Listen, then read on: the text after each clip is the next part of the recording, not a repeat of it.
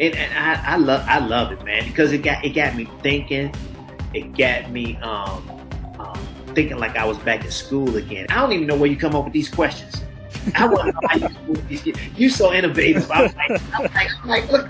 I mean, your mind is good. Like you say, you're a history teacher, and your mind is going all over the place. And it's also wonderful to hear people talk sanely to each other today. Yeah, I've done everything. I've done, in the 80s, I did Johnny Carson. I did Merv Griffin. I did it all. You're sheer 9 or 10. You're probably 9.5. Oh. 10 is, no one's perfect. You have something amazing going with the show, and you're educating us. I mean, I've never told anybody in public about that experience with my dad. And on your platform, I don't know why I did that, because it's so comfortable and we're talking about things that matter. That is a really cool story. Absolutely. Yeah. I'm learning a lot today. A lot. And you know what's... I love the little anecdote of comedy with your would you pay for it? Would you not? I love that. I love how you added that in. We want to know each other. We want to know people's stories. That's what TKN does. First name Michaela. Last name Skinner. Welcome, my friend, to round 2 of the tournament. Thank you. I'm so excited to be here. Pleasure's mine. Absolutely. Yeah, this was seriously such a blast. I was so excited to come on here, and yeah, it's been incredible. It's not like an interview, it's like a conversation with your homie. I appreciate that more than you know, my friend. I really do. Stretch, my friend, I hope you have a great rest of the evening. Last name Ferrigno, first name Lou. Lou, welcome, my friend. Thank you. That's the best introduction I've ever heard in my life. You know something? You need to quit the show and be my moderator. So put your hand together for a majestic, out of this world, one-of-a-kind human being. First name Vivica, last name Fox. Welcome, my friend. Whoa, that was an awesome introduction. Let me tell you that. I don't think I've ever had anyone read my resume with such flow. Avi is a poet, but he doesn't know it, but his feet show it. Sure, unbelievable. Last name Wilkins, first name Lenny. Lenny, welcome, my friend. Celebrity tournament. Well, thank you for having me, and I'm excited about it. I'm looking forward to this. It should be fun. Damn! You said it just like I wrote it. You gave me good eargasm tonight, man. I love your voice. I love the things that you talk about. Well, you're the best I've seen. You're the Michael Jordan or LeBron James, whoever you want to make the GOAT. This is why your audiences love you. This is why you continue to great guests, and great guests beget great guests. One of my friends was share about Tip O'Neill, the Speaker of the House, and what a smooth voice he had. Your voice and the way you project everything and share with your heart and soul. You got an incredible gift. I just want to do this again and again. I feel like I've made friends. And again, I've taken the competition part of it out because I've just enjoyed talking to you guys tonight. Oh man, most definitely. This is, this I think my top. I think because when the intro you gave me, I gotta give it to you. I like. You deserve it. It really, truly, kind of blows my mind every time when we can get this many people together, thinking, mind melding, positive, not having to agree all the time with everything. But not getting ugly about it, and not, it's just I feel like it's a microcosm of what it could be. Did you have a nice time tonight in the green room? I had a great time. I can't tell you how refreshing it is that somebody knows what they're doing. You're a very interesting person. I mean, you with all this rhyming stuff, you must really put a lot of effort into this, and I would love to read or see something that you've written. Thank you. Because I'm sure it's really interesting. Or not podcast. I guess it's like we're just a show now. You're a show. You're a full-blown show. I can count my friends on one hand. Well, wait, on one finger. You. Oh man, thank you so much, my friend. You are awesome.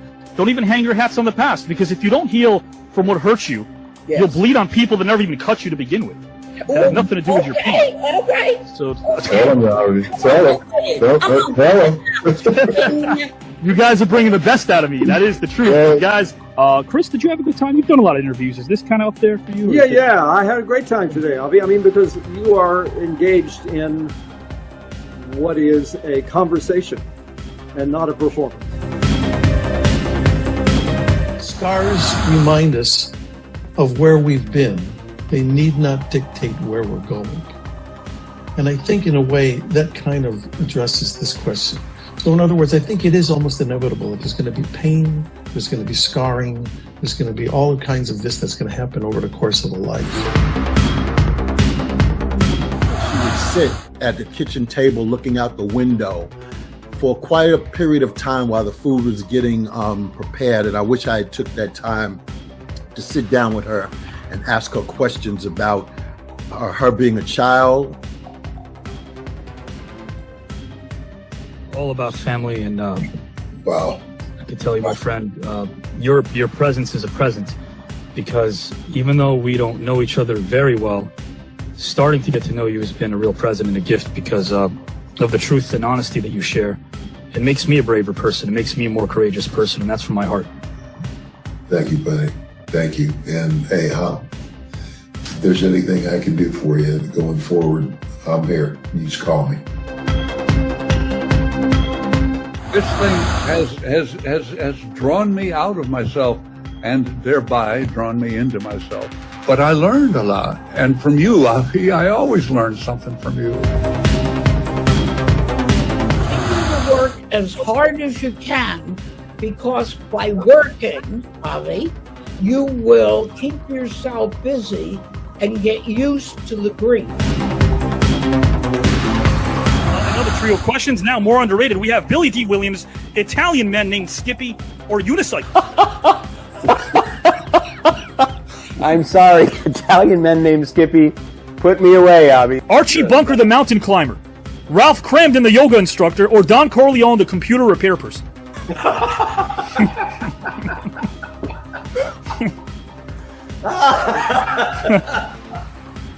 It's clearly an issue with the hard drive. Oh, I like that.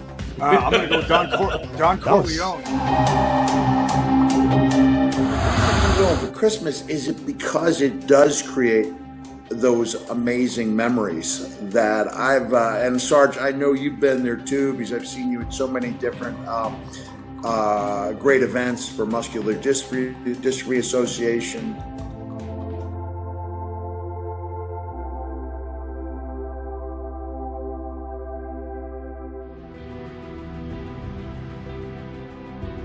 There is nothing that was on TV tonight that even remotely rivals what we did on this broadcast. Hi, I'm Rick Barry, a member of the Basketball Hall of Fame and one of the NBA's top 50 players. And I'm really excited to tell you about my new relationship in the broadcasting world with the new network. It's TKN, and a young man named Avi Klein has poured his blood, sweat, and tears into creating this new network and assembling an amazing group of individuals. Legends from every walk of life who are just bringing their knowledge and their experience and their wisdom, and this is amazing. I feel like this is a cosmic convergence of what is most important to him, and he's such a stand-up guy. Avi, congratulations. I don't know anybody that can talk as much as you. Seriously, I thought I could talk. You are unreal. What you do it with class, understanding, professionalism. You're simply amazing. I told you that when I first met you. And you ran off my autobiography. It basically was a book. It was simply fantastic. And to think that you do that every show. Very respectful. And he really connects with the artists and his audiences. And I felt like this guy's on to something, and I'm proud to be a part of this with him. And I really thank your support. I lost my father, and you were the first person to support me in all that, and I thank you so much for that. It meant a lot to me. The greatest wealth is when you can share it with someone. You can share your victories, you can share your failure, you can express your deepest feelings, but the greatest wealth is to be able to say that I have a friend, and I feel an unbelievable level of wealth, and a lot of that is because I have somebody like you. You here to win the whole darn tournament? I don't play, I just win. Robert, would you like to win this entire tournament? You know, all those luminaries and athletes and strongmen notwithstanding, the most dangerous place on this show is between me and that prize. That's all I'm going to say. You're chomping at the bit to get in this thing. Oh yeah, man. I've been telling you, brother. You brought up some names to me, and I was like, I can't wait. I hope they don't see me, because it's gonna be on like a steaming pot of neck bones, baby. And I'm not playing. Are you here to win the entire thing, my friend? I'll just say this, Abby. Winner, winner, chicken dinner. Are you here to win the entire celebrity tournament when it's all said and done? You know, I saw that video package, and I saw a very familiar face in Mike Rotundo, better known as IRS, and he said that he was here for the winner, winner, chicken dinner, and I want to take away that chicken dinner, so yes, I want to get this whole shebang. Tonight, Avi Klein launches the TKN network. It's been over 2.5 years in the making. And tonight, with mystery guests and the big debate, it's going to be, well, let's just say hotter than hell. So don't miss it. And talent, last name Smith, first name Joe Smith. Welcome, my friend. Oh my God, Avi. Where did you get all of that from? Oh my God.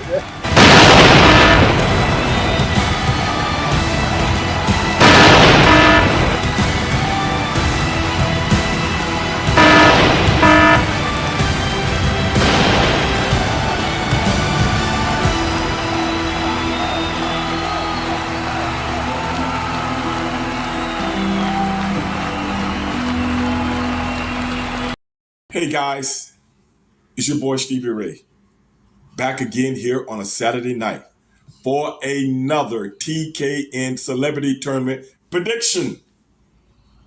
You guys know how we do. Now let's get started. We have 3 heavyweights tonight. Heavyweights! But only 2 can move to the next round. 3 top guys. Now let's get started. Number 1. Miko Hughes. You guys know him, film and TV star. Pet Sematary, Kindergarten Cop. Yeah, he's here to lay it down tonight because this is nothing like he's ever worked in before. This is the celebrity tournament that everybody wants to be involved in. Milo, let's see what you got. Number 2, a Miss Dee Wallace. You guys know Dee. You guys remember playing the mother in E.T., one of the biggest movies of all time? Yes. You also saw her in Cujo, that mean dog or whatever it was. The Howling. I think Dee likes playing those kind of movies. She's good at them too, bro. But Dee, let's see what you got tonight. Because this ain't like the scary dog or alien from outer space. Dee, you're going to have to lay it down, and I know you can do it. Last but not least, somebody from my world. And you know how we professional wrestlers do it. Former WWE heavyweight champion, a Mr. Sergeant Slaughter. He was a sergeant back then, but I think he's a general now. General Slaughter. But we'll go with sergeant for right now. But he's here to lay it down. And you guys know, every time the sergeant shows up, something's going to happen, and something's going to happen big. So, with my celebrity prediction tonight, who's going to move on to the next round? Only 2 can move on. I don't want to be biased, but I think Miss Dee Wallace will move on. And I think the sergeant, who's working up to being a general, will move forward. Milo. It's a tough tournament, man, but somebody gotta, you know what I'm saying, bro. See you, and I wouldn't want to be you. Celebrity tournament. Dig it. Guys and gals and pals, this is a place where we have philosophical fun and endless edutainment. If you want controversy, go somewhere else, because right over here, guys and gals and pals, this is a place where strangers leave as friends 100% of the time, and we are happy that you guys are inviting us to your living rooms. Right now, 7 million strong. Thank you guys for taking this germ of an idea and making it so much more. I do want to thank our corporate sponsor as well, Progresso Soup, because they have been an incredible sponsor. And right now, during this fall/winter season, why not grab some chicken noodle soup? And guys, of course, the big studio in the sky, Amazon Prime, thank you for believing us, signing us for 6 episodes next year in 2026. And thank you again to Universal as well. Guys, again, this is a place where, of course, we have 157 Hall of Famers from sports and award winners from music and Hollywood, but it's about the person behind the persona. That's what this is all about. Having conversations, not being put in a box somewhere. We respect the resume, but God almighty, guys, the Hall of Fame human being is way more interesting to me, and that's what we unpack over here, because we are much closer than we are apart. So with that, guys, let me bring in our first participant right now, our very first guest. In life, we don't pick up cues, we pick up impulses. Sometimes silence has a myriad of meanings. In theater, for instance, silence is an absence of words, but never an absence of meaning. Our first guest, guys and gals, is a great human being. When I sift through my memory and look at people who exhibit positive characteristics through and through, this person definitely stands tall. He was born in Apple Valley, California, the son of Mary and John, a special effects technician. Soon he would audition, and even through the legendary Wes Craven's admission, his work was honest and truthful at a young age in an industry that can sometimes feel like a battle of attrition. He started his acting career in an AT&T commercial when he was only 22 months old, but the reps were sold, and soon he was a big part of films that became box office gold. By the time he was 3, a legendary film that he co-starred was released. Guys and gals and pals, I'm talking about the one and only Pet Sematary. By this time, he was consistently one of the busiest young actors in Hollywood, and his career would begin to thrive. His incredible presence and delivery in Kindergarten Cop, where he didn't take no jive, and a recurring role as Aaron Bailey in Full House happened from 1990 to 1995.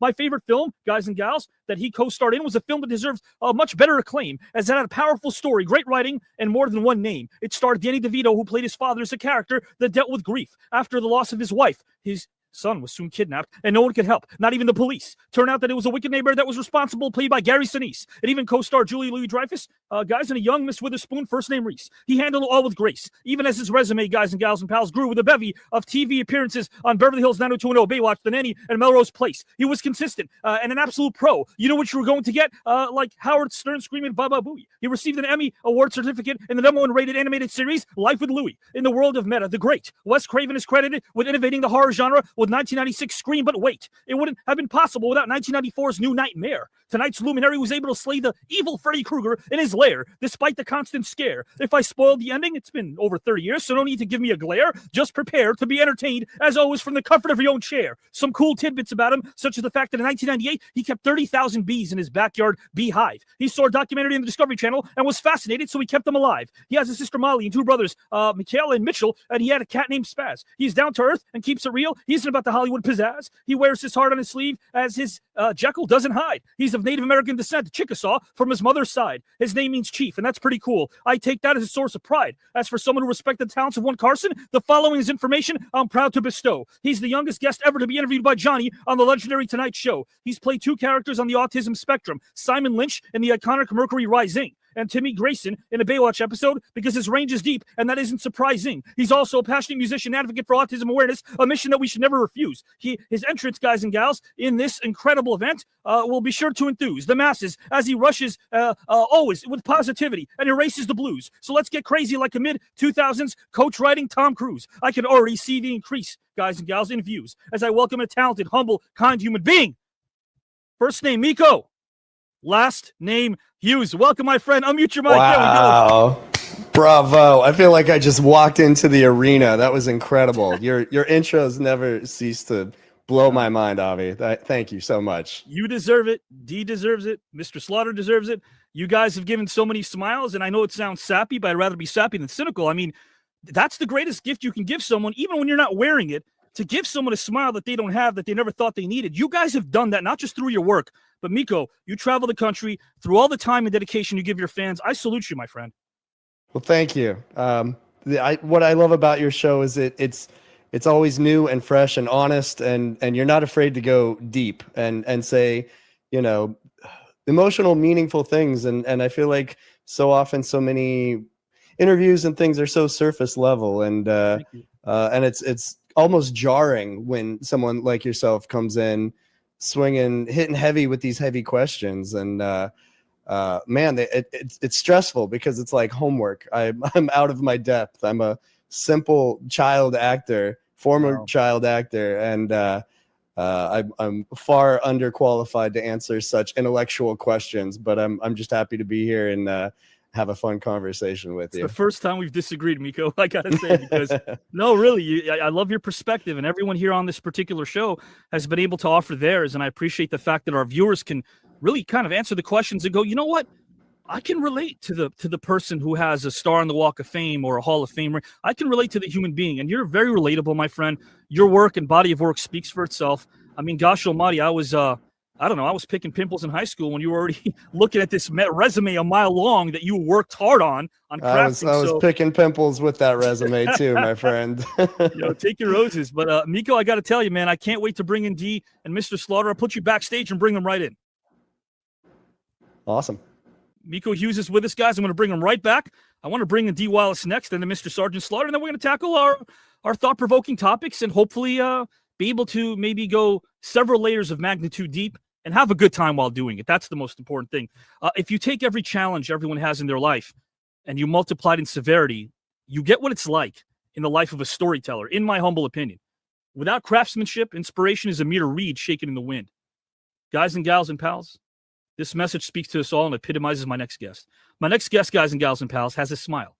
Her smile can light up any room. There's no doubt about that. She reminds us that we can have the power to turn the gloom and doom, guys and gals, around. Her light and spirit began when she was born in Kansas City, Kansas. She bestowed upon us her emotion, honesty, and truthfulness, and filled a blank canvas. Her first role was that of baby Jesus in a religious play as a youngster years before she starred in epic motion pictures that lowered our guard due to her authenticity and shine. Heck, she's even responsible for casting her mom on a series, thus receiving her own SAG card. My guest is a true tour de force, working with everyone from Spielberg, Peter Jackson, Wes Craven, and Stephen King. Fans and co-stars alike appreciated her works of wonder, as did the studios, because her work helped make them the bling bling. Such was the case with her starring role in the legendary and epic original Howling. She starred in over 400 commercials and God, how many films to date? I'll bring that up pretty soon, guys and gals. I definitely want to share that tidbit. Her ability to inspire others, educate, and relate are even more qualities that make her great. She always spoke her mind sensibly and even helped avert a storyline from everyone's beloved E.T. as she co-starred in that classic. And next up was another starring role in Stephen King's Cujo, which was a physical role that took its toll. It was such a deep and truthful performance, and she gave everything she had. Being nominated for an Emmy in 2016 is no surprise, as many of us appreciate her body of work all the way back to the original Hills Have Eyes. She reminds us all to love ourselves, as we are often taught not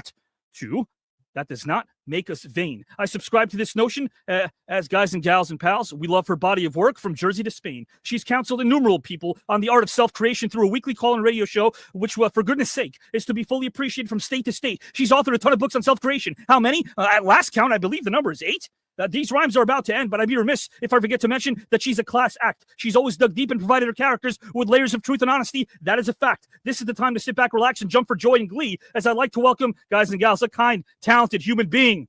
Last name Wallace, first name Dee. Welcome, my friend. You're a poet and you know it, baby. Well, my friend, you are a storyteller, and I cannot wait to hear more stories from Dee Wallace because they always captivate me. I don't know how you're able to do this consistently, because I'm a polite person, of course. I try to lead that way, but you must have so much patience, because there's one thing when you're talking about the films you've done, which are epic and grand, but then to be able to talk about something that's a little bit more, I don't want to say complex, but maybe far-reaching for people, the internal soul. Talking about things that maybe people aren't quite aware or used to speaking about. How are you able to connect with so many people on a topic they may not be even privy to, Dee? Oh, I mean, everybody knows love. Yeah. Everybody wants love. Yeah. Everybody wants to experience love. Sure. And, I think I approach every part I play, which sounds kind of weird because I do so many horror films, but at the root of every part I play is love. Cujo was love for my son. Howling was love for the light. Yeah. E.T. was love for my children and the truth. life is about love. And the more we remember that, the more we create the lives we want. So really, my whole life is my healing work, and it falls over into my acting work. And that's just the way I like it, baby. I love that. And you know, I love how you brought that up, because there's so many people that will look at it surface level and say, well, Dee's played a lot of moms. But how about we ask this question? What kind of moms? What kind of stories do they have? Their past, their future, their present, their obstacles, all these different things that you bring into the role, because I love how you're able to pick apart the subtext. As a screenwriter, I love being able to see actors do this. You pick apart the subtext, you make it your own, and I love being able to almost see the biography that wasn't written about your character shine through those works in your motion pictures thanks to you. Oh, I think that's our job as an actor. Sure. Is to bring alive the history, the struggle, sure, the success, and how we rise above. That's very true. How we win or don't win. That's how people relate to us, right? That's the human story. And the more honestly we portray that, the more people relate to us and the more they can raise up with us. That's so well said. I want to bring up very, very, very soon here on this broadcast some of the projects you're currently involved with. I want to bring up the Duffer Brothers as well. There's so much great things happening in Dee Wallace's world. Right now, my friend, I will put you backstage for a mere second, bring in Mr. Slaughter, and then we'll all be here together. Okay. Thank you for your time. The great Dee Wallace, guys and gals. I am so happy to see Dee. As soon as Dee signed in backstage, I said, I'm in a good mood right now. I was a little bit kind of worn out a little bit earlier, but right now I'm in a really good mood. Dee Wallace is here, Miko Hughes is here, and Sergeant Slaughter is here. How can I not be in a good mood? And I know you guys and gals and pals are as well. So with that, let's bring in, guys and gals, not just a Hall of Fame athlete, but a Hall of Fame human being with quite the story to tell. Guys, this bona fide legend grew up in Eden Prairie, Minnesota, where he excelled in wrestling and football. He inspired the masses with his valor and strength as he would enthrall an audience that stood tall, witnessing his courage as he looked at his opponents eyeball to eyeball. Prior to wrestling, he spent time with his father in the roofing business until one day he turned on the TV and he saw Jack Webb in a movie called The D.I. As the rest, as they say, history, his ascension in the world of pro wrestling led to a moment of woe. As soon as we would all know, the nation and the world, that this man would bestow his legend to us as his status would grow and grow. And that's right, he became the only real-life character on the iconic animated series G.I. Joe. He's a member of the Luthez Pro Wrestling Hall of Fame, the Professional Wrestling Hall of Fame, and the WWE Hall of Fame. He also happens to be a former WWE World Champion. The man earned the name, the fame, the acclaim, and watching him in the ring, you never be the same. So get your friends together, your entire family, your cousins, your sister, your brother, your mother, your father, and your daughter, as we welcome an absolute legend, a man known to us and to all of you as Mr. Sergeant Slaughter. Welcome, my friend. Great to be here. Thank you, Alvy. What an intro. Great intro. We're going to have to get you into the wrestling world.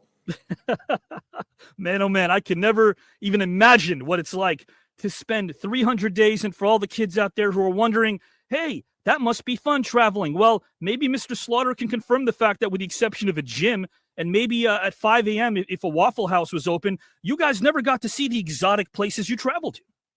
No, we're always either in the airport, in a hotel, or in the arena. It's about all we ever got to see, besides the inside of a bus or a car. Wasn't a whole lot of fun traveling as far as seeing sights. No sightseeing. No off season. No off season. No off season. And if you got hurt, it didn't matter. If you were sick, didn't matter. The only time you got paid is when you stepped into that squirt circle. Well, unbelievable. Many times and not only myself, but many of my combatants, we weren't sick, we weren't hurt, and should have been in some of our situations. But in order to bring the check home and the food home to the wife and the children, you had to get into that squirt circle. That's unbelievable, the sacrifices that you made. And I have a funny story to share with Sarge, but I want to bring in Miko and Dee for this story. And then we're going to start off with topic number one. So Miko Hughes is here with us, Dee Wallace is here with us, and Dee and Miko, the first person I ever wrote for was Carl Reiner, not Rob, it was Carl. And I thought to myself as a 22-year-old buck 2.5 decades ago, what am I doing writing for Carl Reiner? Wow. Which is insane. So all these comedians are in a writer's room with Carl, and he loved his cashews, and he's eating one. and then 5, and then 10, and 15. And he's sitting there studying everybody until finally one of the young comedians asks him, Carl, I'm going to be doing my first set on stage tonight, and you're obviously a legendary comedian. Do you have any sage advice for me? And all he does is raise his index finger, Carl Reiner that is, and goes, 1 second, 5 more, 10 more cashews, 15 more cashews. It felt like an eternity. Finally, he gestures the youngster over and he says, I got some great advice for you. And I'm thinking, what kind of pearls of wisdom and sage advice is the great Carl Reiner going to bestow upon this young hopeful, this comedian? He waits for about 30 seconds and he says, whatever you do tonight when you go on stage, kid. And the kid goes, yeah. And Carl says, don't suck. It's like his story was keep it simple, stop overthinking, keep it simple. Yeah. Oh, man. It's good advice. And why I bring this up? Because Carl's favorite wrestler was Mr. Sergeant Slaughter, who he saw 22 times. He said, I believe it was in the LA Sports Arena. He saw Sarge a lot of times. Exactly. Yeah. Exactly. Saw him in the audience. Wow. He tried to go incognito a few times, but I kind of recognized him. And I think one night he was sitting with Mr. T in the front row. Okay. Wow. That's incredible. Yeah. And guys, right now, what's incredible is that we have Miko Hughes, Sergeant Slaughter, and Dee Wallace sharing their hearts and souls with us through this topic. Topic number 1. We only have 2 today. I'm going to start off with Miko first. With Miko, this is the first topic. I'm going to read it out to everybody, set this thing up. I called this topic that I conceived healing history. Basically, if you had the ability, Miko, to travel back in time with someone in order to help the heart and soul of a historical figure, it could be alive or deceased, it could be anybody, which historical figure would accompany you on this trip? And which historical figure would you both assist and why? The floor is yours whenever you're ready to go, good sir. Sure. Man, what a question. This is yeah, I'm in the hot seat. I got to do this first. So it's a wonderful question because you can explore so many paths with it. And I really had a tough time landing anywhere. It's like a variant on the if you could go back and kill Hitler as a baby, would you question? And every time I would try to think of a scenario, I just think of the butterfly effect of if you change something for the better, how does that make it worse? What downstream effects can we not even conceive of? Some examples I thought of was maybe a psychologist to get some help for like Sylvia Plath, but then we wouldn't have one of the best novels in American history. All of the there's art and there's I think there's good that comes out of bad, even though it doesn't seem like it, and that doesn't mean you shouldn't try to fix things. But I really couldn't land on one solid example that there's so much unknown in the world, and I have no I know I'm far not clever enough to outthink what the downstream effects of something like that might be, with as many good intentions as there might be. And then I wonder, is maybe a higher power doing the same thing, and all the bad effects that we see of things that have happened in the past is just their attempt to do things the best they can, much like we would in that situation. But I recognize that's maybe a cop-out answer. So if I had to give an example, it's a more recent example in history.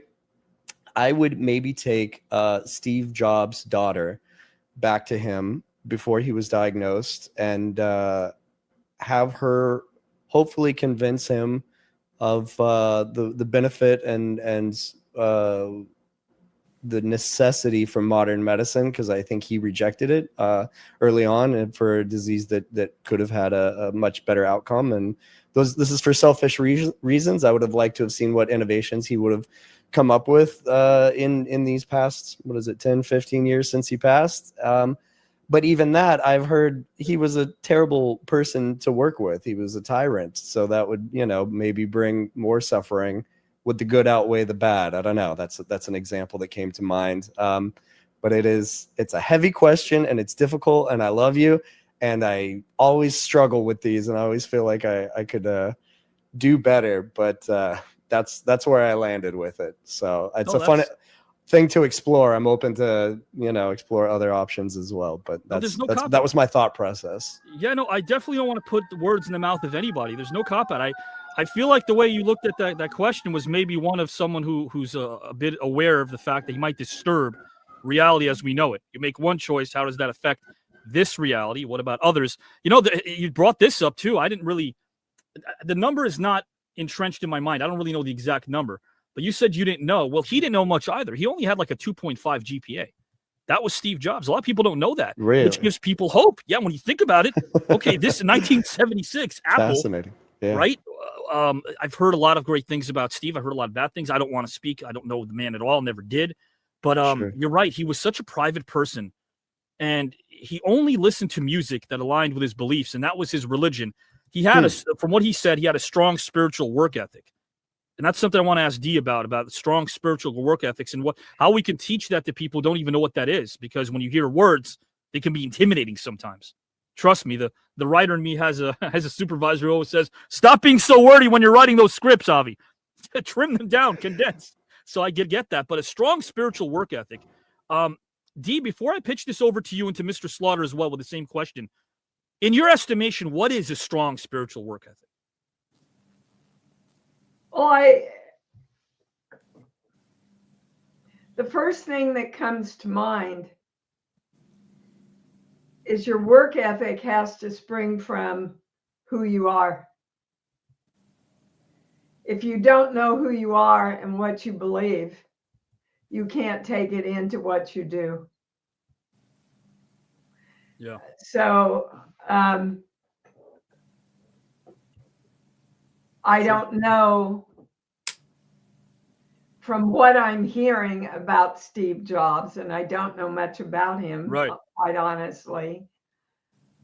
He knew who he was, whether it was the highest form of who he could be, sure, or not.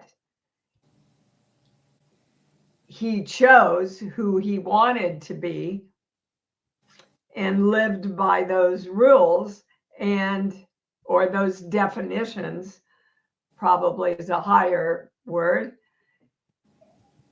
And that gave him success in one area of his life and didn't give him success in his health. That's a great way of putting it. Sarge, do you concur that sometimes maybe, no pun intended, but it's tough to be able to wrestle and be able to balance those two things in life? You were on the road so much. Of course, your daughter speaks so glowingly of you. Great father. But how hard is that for you and your contemporaries? On one hand, there you are, like you said, putting food on the table. On the other hand, you have to balance a family life. We make choices, and then somehow the scales are never quite even, are they? As much as we tried to make sure they are, right, Sarge? Right. You know, exactly. I think all energy, all nature, and all energy is always striving for balance. That's what we're all looking for. And it's a journey. Yeah. To find that balance. And it's a choice. That's what most people don't realize. Sure. They think life happens and we have to react to it. But on this plane, we are literally self-creators. Sure. Sure. Well, most people don't believe that, Avi. Most people believe that life happens to us. Right. But on this plane, we are sent here to learn free will. Sure. And so we have to, in every moment of our lives, choose which direction we want to create in. And we do that by choosing the beliefs that we want to align ourselves with. That's well said. That's well said, because maybe you guys agree or disagree, but I feel like pain is not an option, but suffering is. And the only reason we suffer is because we focus on ourselves And that's where I think self-focus happens, because the nature of the human mind is to find something that's wrong. And what's the fastest way out of that, out of suffering? I think it's appreciation, because you can't be appreciative and suffer simultaneously. You can't. Those two things don't work together. If you want to find joy, oxymoron. Yeah. Right? Trade your expectation with appreciation, and maybe then you could have a whole new outlook on life. I mean, it's a choice. Yeah. You're right. Your perception defines your experience. Sure. For sure. Sarge, would you agree that the great balance might be one of the biggest challenges for us as human beings, as people? Well, of course. Growing up on a farm, I had an older sister, but I was always into sports. And I'd always have baseball games or football games against myself, and I would get a football and I would throw it to myself, make a catch, run into a tree or a bush or into a fence post and commentate in my mind and out loud what I wanted to have the outcome of the game. And I was always the hero, and I was always the one that made the winning catch or I hit the home run to win the game. And you're still doing it. Yeah, I'm still doing it. Yeah. And so I went through life thinking that I wanted to be a professional athlete of some sort, because that's what made me happy. I enjoyed competing and going up against different athletes. And then we moved away from the farm. And of course, my father became a roofing contractor, and I had to follow in his footsteps. And I'd be up on those roofs, and it'd be hot, and be cold in the winter, hot in the summer. And I always kept thinking that this isn't really what I want to do. And I was a great athlete in high school, but we were poor people. My parents couldn't send me to college or anything like that. So my best hope was to be recognized for my athletic ability and maybe get a scholarship. But that didn't come along. So I just kept trying to figure out a way. And one day, lo and behold, I had a friend who was a sports writer. He had to do a story on a pro wrestling training camp. So he asked me to come along. And we were both wrestling fans. And so I went and watched and got into the ring, and 3 or 4 of the trainees that were in the ring, I wrestled in high school, and I beat them all, So I'm looking at them and thinking, if they can be professional wrestlers, why can't I be a professional wrestler? Yeah. Never thinking of being a professional wrestler at the time, because I was skeptical about professional wrestling. I wasn't sure if it was the real deal or not, but I found out in a hurry that it was a real deal. And so I had met my wife, and I met her when she was 15 years old, and I was 18 years old, and love at first sight for me, good for her, bad for me, because she can't do no wrong, of course. And so one night we were playing poker with some friends, and we broke for a little snack, and they said, "So, Bob, what are you doing these days other than the roofing?" And I said, "Well, I'm going to be a professional wrestler." And my wife said, "You're what?" And I said, "I'm going to be a professional wrestler." She said, "The hell you are." And I said, "The hell I'm not." And she said, "The hell you are." And I said, "The hell I'm not." So little by little, I went through the camp the next year, and every time I wanted to quit, I kept hearing Vern Gagne barn. Was that the barn? The Vern Gagne? Yeah, at the barn out in Eden Prairie. Sure. And every time I wanted to quit, I kept hearing her words, "The hell you are." Wow. There's no way I was going to come home and say, "You're right, honey, I couldn't do it. I gave up. I quit." So, Sarge, you're the person who saw, and I say this respectfully, you're the only, well, not the only one at the time in your journey that saw the invisible person. Right. And the reason why is because nobody else saw your career ahead of you but you. You saw it there. You were able to see the unseen. And you said, you know what? There's a fork in the road. I can either listen to people I know and then respect them and not hassle them with my dreams, or I'm going to see the unseen and make sure that whatever I do through hard work and perseverance, it comes to fruition. And you did that. Even those closest to you said, no, no, no. You said, yes, yes, yes. Yes. Avi, I gotta say, Sergeant, the same thing happened to me. When I taught a year of high school, right, and I said I'm going to go to New York and be an actress, and everybody laughed at me and said, "Are you kidding? You don't know anybody. Nobody knows you." Wow. And I said, "Thanks for sharing. I'm going anyway." Yeah. And in less than 7 years, I started in ET. Wow. What I found is the people that love you the most want to limit you to keep you safe. Right. And you have to look at them and know that they're protecting you and love them for that and go live your dream anyway, right? Sure. Right. Yeah. Right. That's a great way of looking at it. But my father was a huge wrestling fan, so he was my guy. He Cheerleader. kept Like a saying, support "How's the system wrestling? that you had, How's yeah. the wrestling?" Yeah. I couldn't talk to my wife about it because she hated every second of it, because she knew, like you just said, Avi, she saw the invisible thing. She saw I was going to be gone.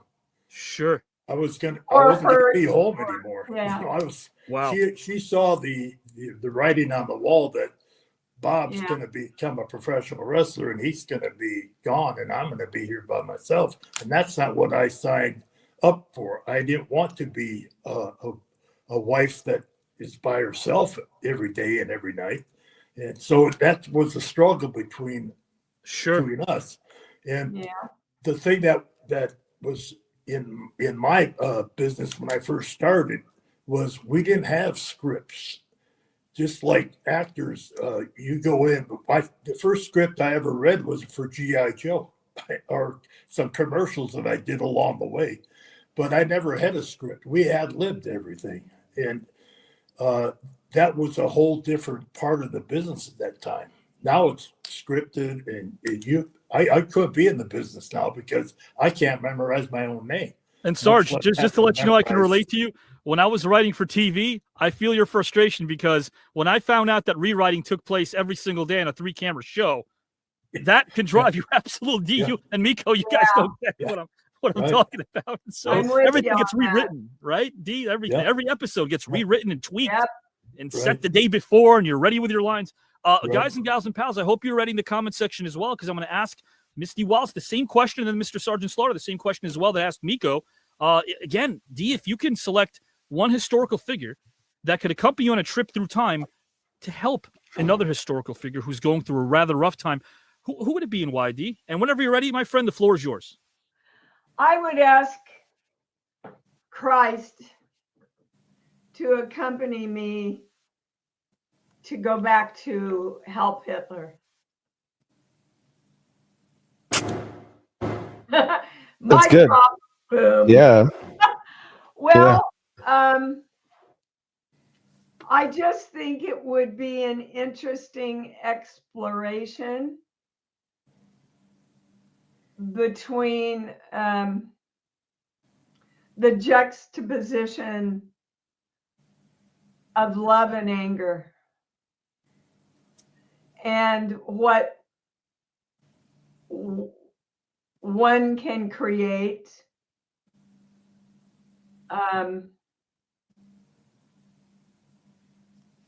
in regards to the opposite.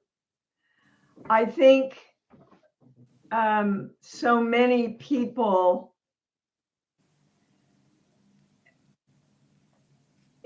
especially extending into our modern days today, think that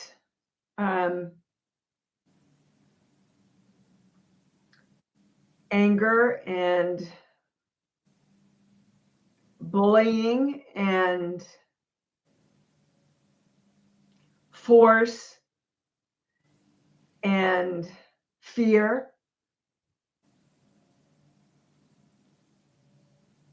are a stronger force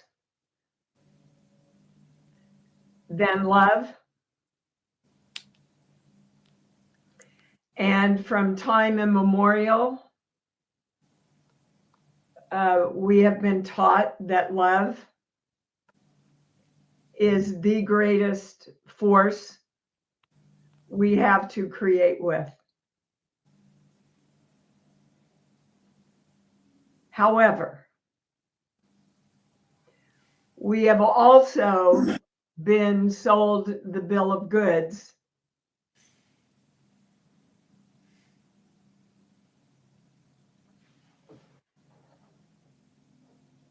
to embrace the definition of a love that is laid back and weak and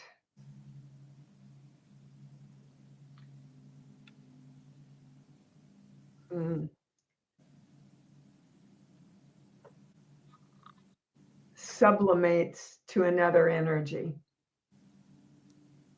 And that's not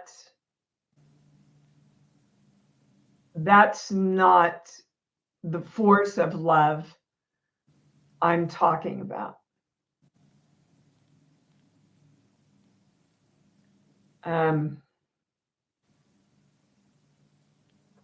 Sorry, here come the tears.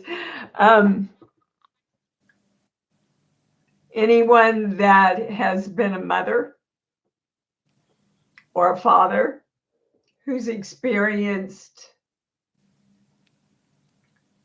their child in harm's way, lifted a car to save their child or even their dog that they love.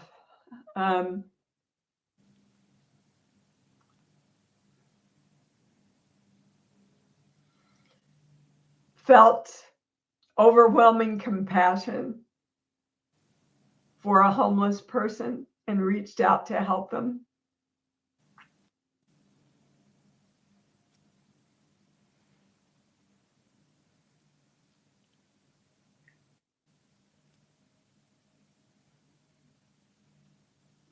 Knows the power within themselves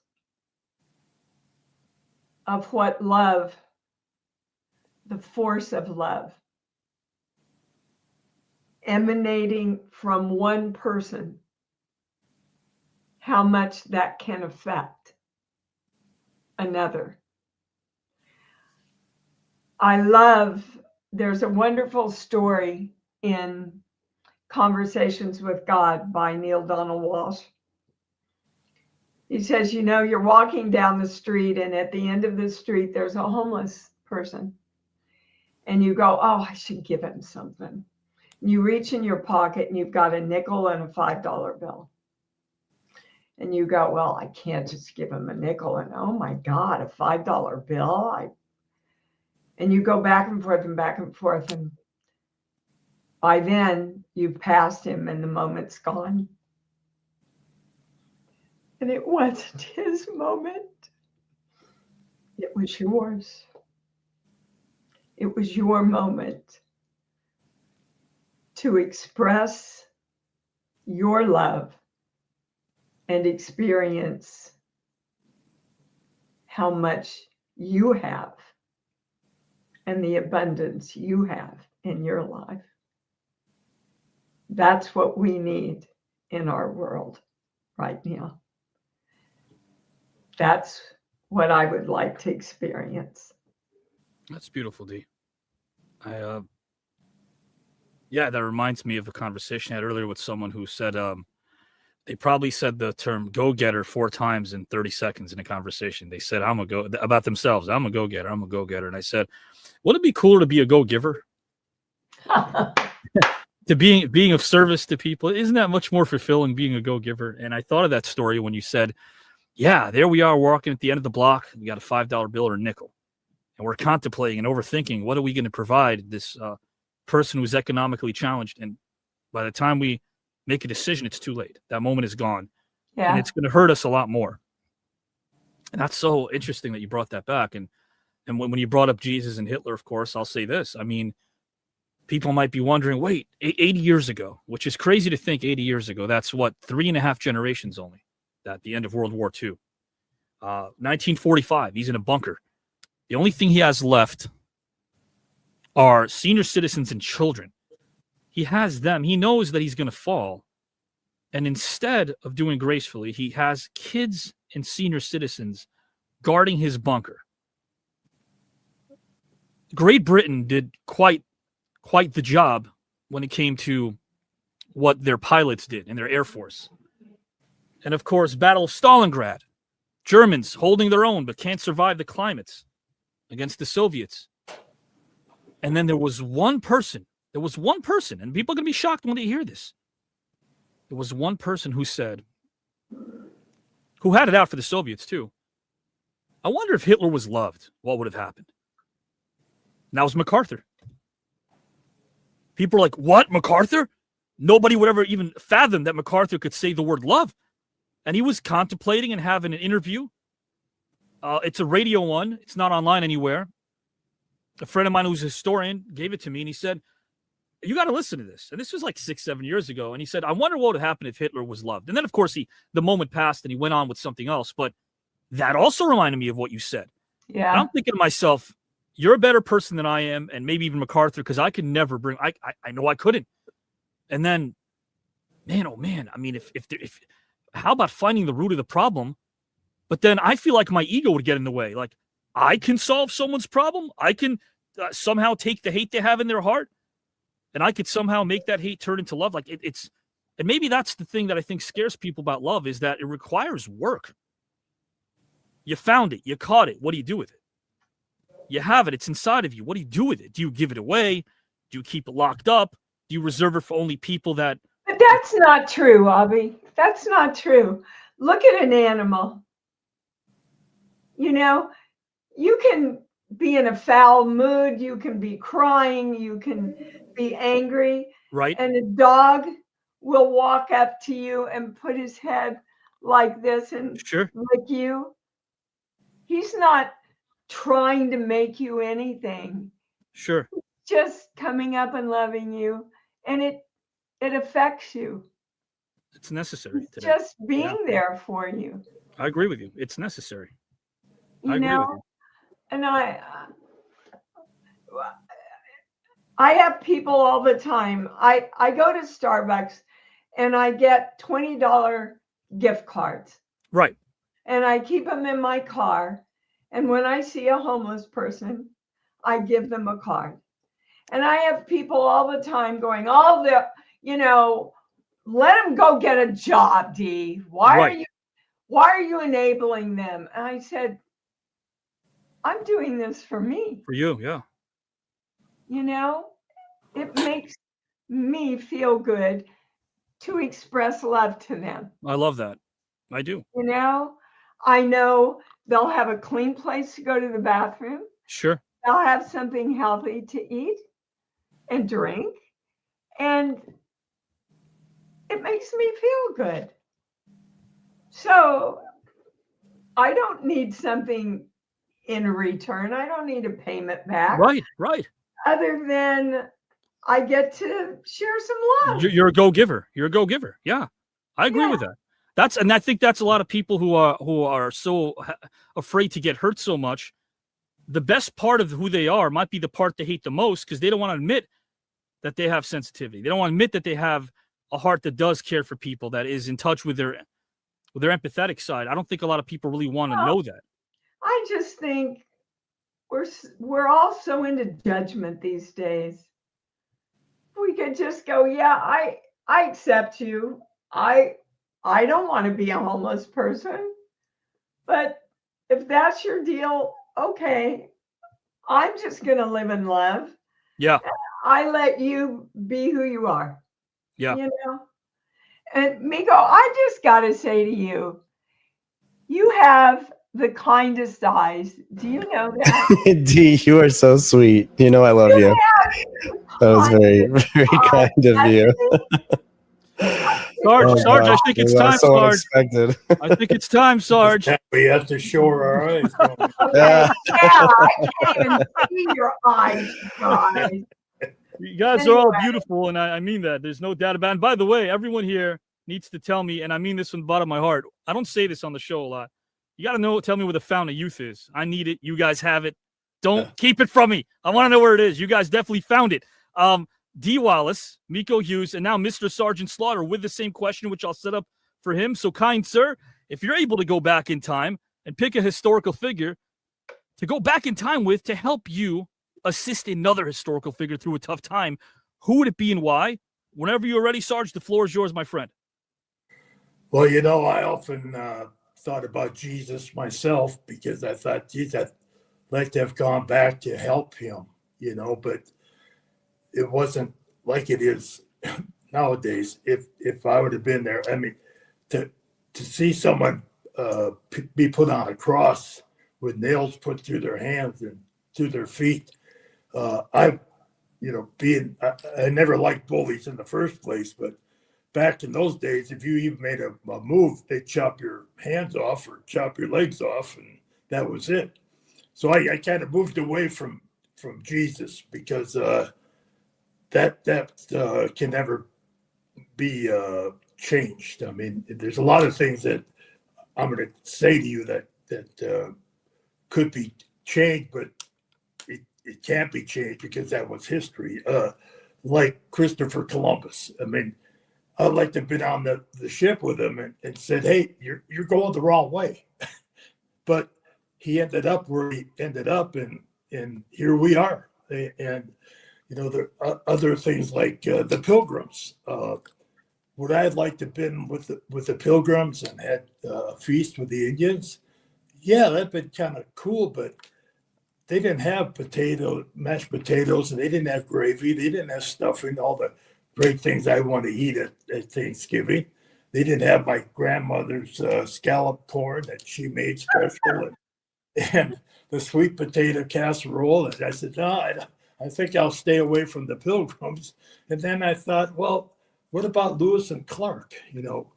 Would I have wanted to be on that journey and slept out in the wilderness and looked up at the stars and there was no television and there's no anything to do other than walk and come to a cliff and go, how the hell do I get across over to that other side? Now I got to walk. I don't know what's that way and what's this way. And it's all trees. I mean, you didn't know which way was which way. And then I thought about General Custer, what would Sitting Bull, if I could have helped the general and kept him from going to the little bighorn or whatever they called it. I mean, that was another part of history that could never be changed. And then I thought, what about maybe meeting Dwight Eisenhower? I've met 8 presidents in my life, and I thought, God, wouldn't that be great to meet Eisenhower, because he started the space program. Basically, he was the one that first said we need to find another frontier, and John F. Kennedy kind of took over the reins after he got into office, and he went into the space program. Now, would I like to have been in Dallas and said, hey, look out, there's a guy up there, and there's somebody in the grassy knoll. We didn't know those things were going to happen, but they happened. And so I just wasn't sure where or who I wanted to go see. But then I got to thinking maybe Ben Franklin and possibly Thomas Edison, because they together kind of created electricity. And without electricity, we wouldn't even be talking on this computer here right now. Without electricity, we wouldn't be doing anything, because the light bulb, living by a candlelight and not having electricity and having air conditioning and heat and all the necessary things that we have come to take for granted would be there. And I'd like to just think, would I love to have met those 2 gentlemen, not only because Franklin was a president, but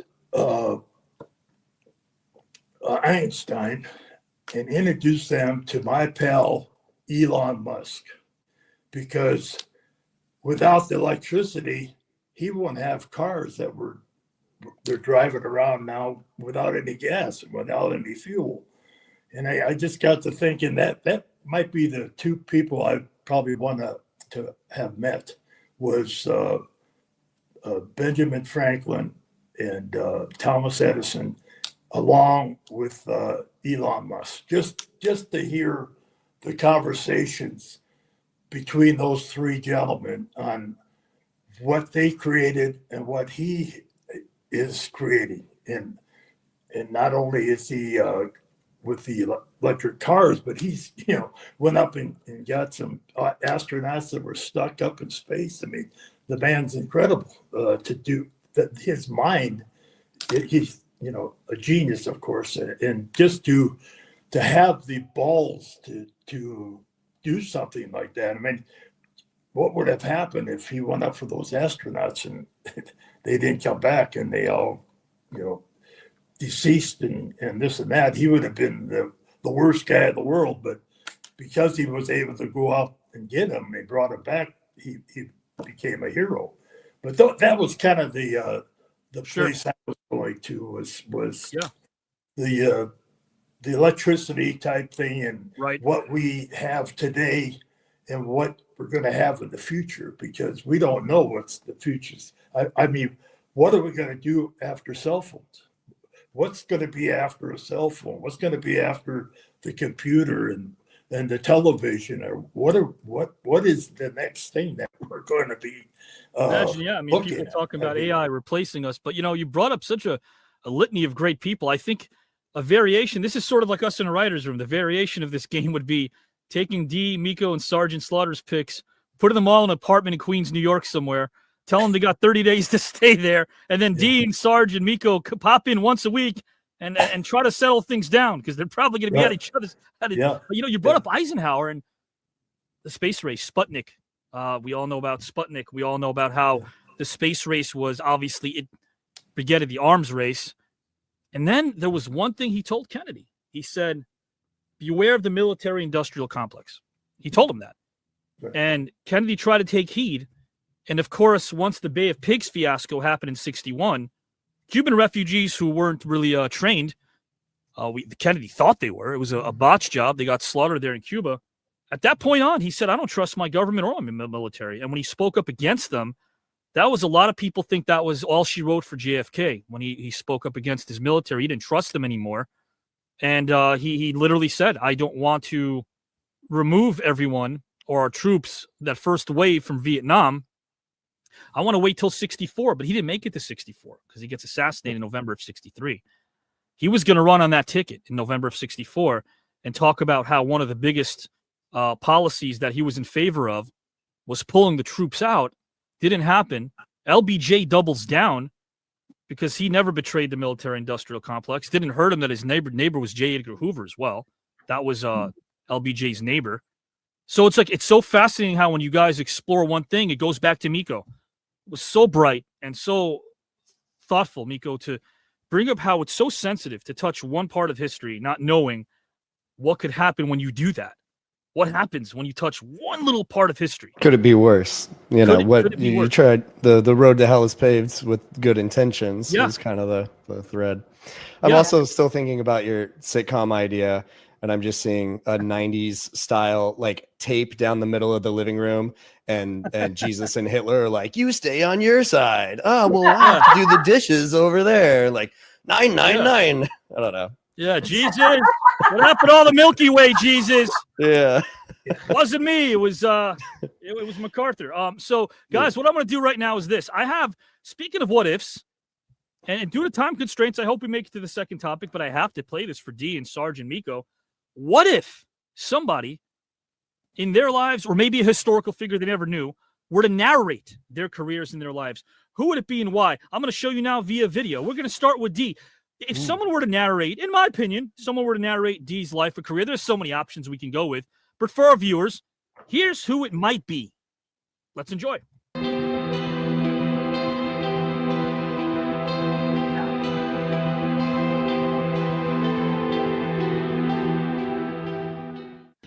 And you were my partners, my audience. You know, I collaborated with you and you collaborated with me, and I think the beginning of my career I had this wonderful experience. And when you have a dream, and the dream isn't something you dream and then it happens, the dream is something you never knew was going to come into your life.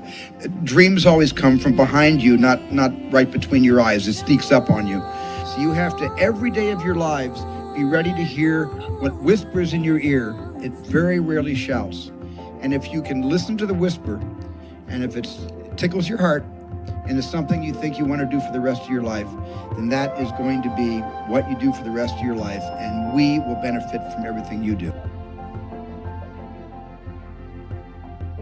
But at some point, you're going to need to find your natural voice and find a way to give voice to who you are. And who you are, by the way, who you are is original. It just is, because you're not Tom, you're not me, and you're not your best friend, and you're not your teacher, you're not your parents. You are you.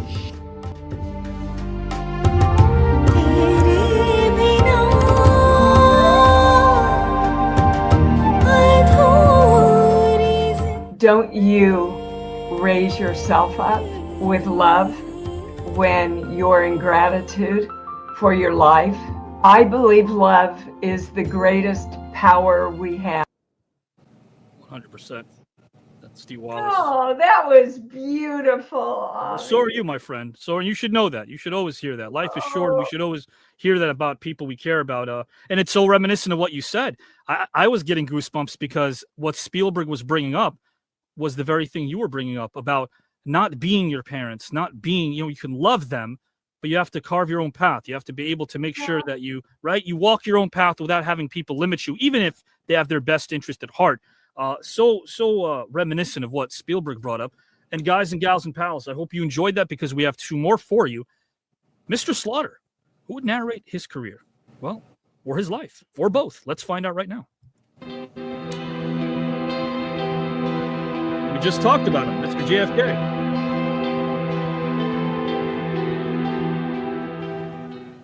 Because that goal will serve to organize and measure the best of our energies and skills.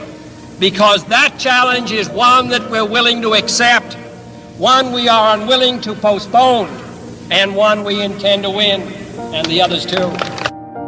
In an age where great powers can maintain large competition in ideas must flourish, and that competition must be as full and as fair as possible.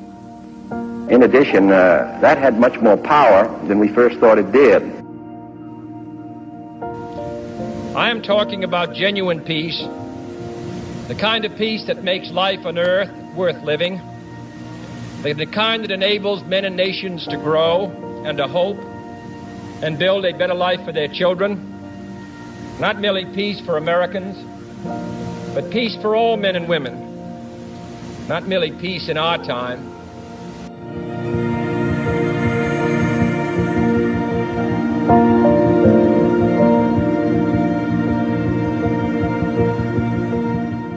Bruce started in the New Jersey area, Jersey Shores, and when he was a young boy, he got a guitar from his mom. I think he was like 15 years old, learned how to play the guitar, and got that sound. That, I don't know if it was a Jersey sound or Bruce Springsteen. He was in the Marine Corps, so that's how Sergeant Slaughter was created. Well, I appreciate you having us on, and wasn't sure what to expect, but you're number one in my book as far as putting on a podcast and knowing what you know. Well, what I know is that you're a class act, my friend, and I'm thank you. Happy to be here with you. Absolutely. Quite moving. Thank you very much. Well, you should. The words of John F. Kennedy speaking with my photo up there in my work is quite a very nice tribute. Thank you so much. I would love to send that to you, Sergeant D, as Thank well, you. if you guys would like. I love that. Email you that. 100%. You guys deserve it. And so does Mr. Miko Hughes, who is... It took me 30 seconds to realize I liked Miko the first time I spoke with him. Such a humble human being. And guess what, guys and gals and pals? His body of work speaks for itself. Who would, in my opinion, who would narrate his life and his career? We'll find out right now. Oh, boy. Nice.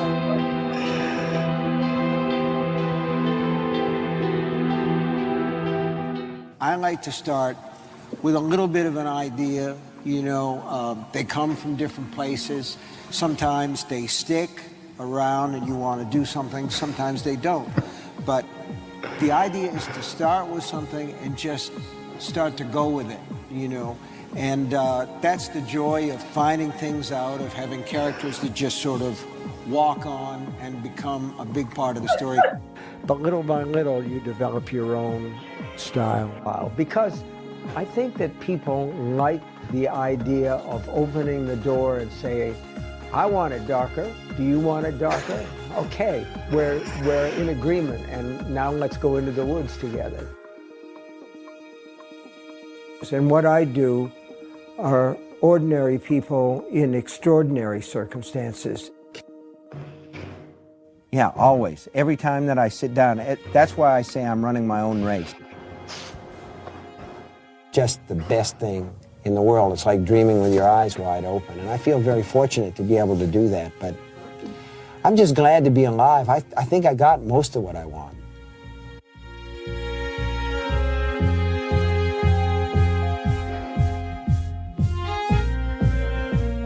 Any sufficiently advanced species that could travel through time and space, as vast as it is, to come to our planet, I'm not sure how much they could be swayed by our forms of entertainment. Very good point there. Wow, man. That's something. You are you're a world-class sniper. You go straight for the heart every time. I love post-production. I love me some Yeah. post-production. That's when I really get to connect with a Dee Wallace, a Sergeant, and Miko even more, because I think about their body of work, and I feel like as a child actor, Miko, you were already discovering things, and I could see it through the eyes. Dee brought up your eyes. Yeah. It's through the eyes, and that's what the film medium and pro wrestling, for able to capture everything through the eyes. I was able to tell, even as a youngster, that there was such a curiosity that you had, and the willingness to be able to explore. I used to teach theater, and I would tell my students that there are no mistakes on stage. There are only discoveries. We make discoveries on stage. And of course, during rehearsals, we can throw stuff on the wall and hope they stick as many times as we can. That's what great rehearsals are for.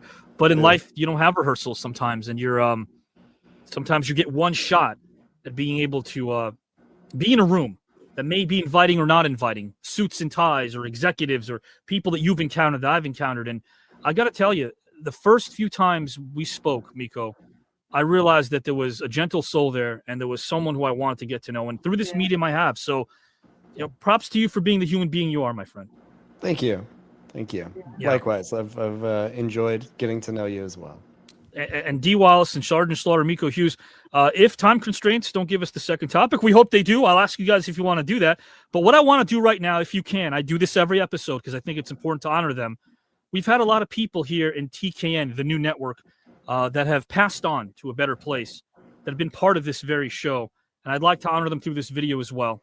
And after we do that, I want to talk about a couple of things coming down the pike for Mr. Slaughter and Miko Hughes and Dee Wallace. A lot of exciting things going on. But I want to honor those that we've also lost.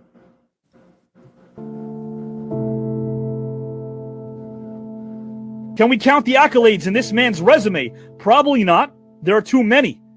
Let's welcome a humble, talented, sincere, and kind man. Last name Wilkins, first name Lenny. Hey, Avi. How are you, man? Wow. I didn't expect all that. Well, you deserve it. Off the court. The number is staggering. Once more, I think of the word many. So please put your hands together for a humble, down-to-earth, kind human being. Last name Wilkins, first name Lenny. Lenny, welcome, my friend. Hey, Avi, thank you. I couldn't believe all that, First name Lenny. Lenny, welcome, my friend, to the celebrity tournament. Well, thank you for having me, and I'm excited about it. I'm looking forward to this. It should be fun, and listen, anytime there's a challenge, I'm here. We need to really have a wake-up call. And the fact that I got to know Dr. King just grabs me by the chest every time that I think about that. So I think Joe. Mr. Lenny Wilkins votes for Mr. Joe Montana. So I want us to have a better world. And I think when we're able to help each other, then we make it much better for each other. Well, I'm going to celebrate you and what you stand for all the time. You have a friend in me, my friend, from the heart. Lenny, do you have a nice time? I had a good time. Thank you so much. And you guys take care. You got it. Have a great weekend, my friend. Okay. Thank you so much. It's so important to help people enjoy their life. Yeah. And let and to help them understand that they can make a difference. I like that. Do you agree that it starts with a smile? I think so. I think it would help. Trio of options for Gallagher, more underrated than why? Sauerkraut, Henry Kissinger's deep soothing voice, or dogs wearing sweaters? I like dogs wearing sweaters. Did you have fun? Yeah. I haven't done an interview in 20 years.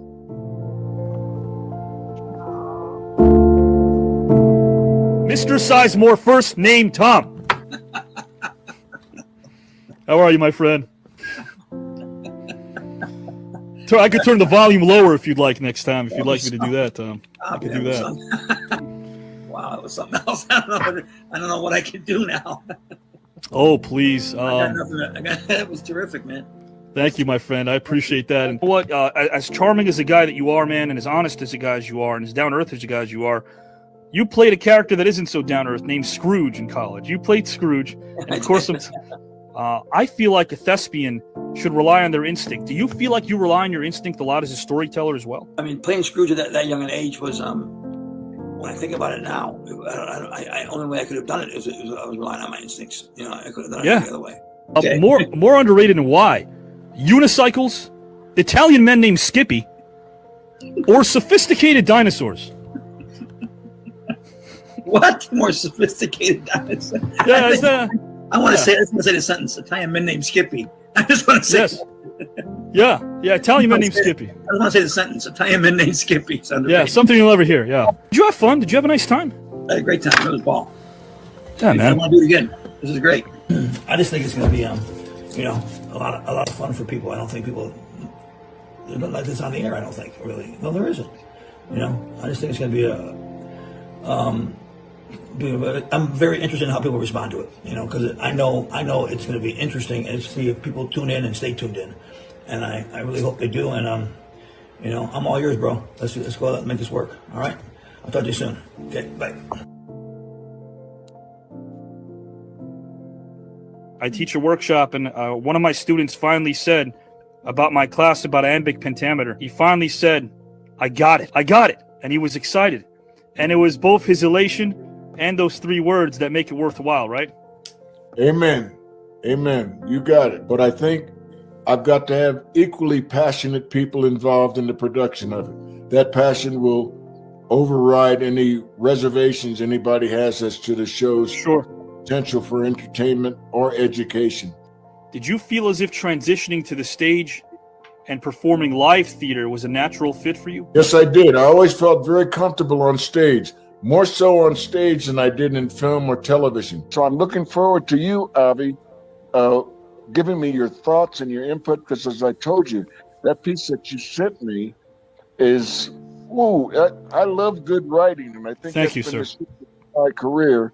And this is a beautiful piece of writing, as I said. I'm referring to the piece that you wrote me. You're onto something because you're a writer. You're a creative force, and I want to hook up. Thank you so much for those kind words, guys. Thank you for being you, my friend. I appreciate you and respect you wholeheartedly. And that goes double for me to you, Avi.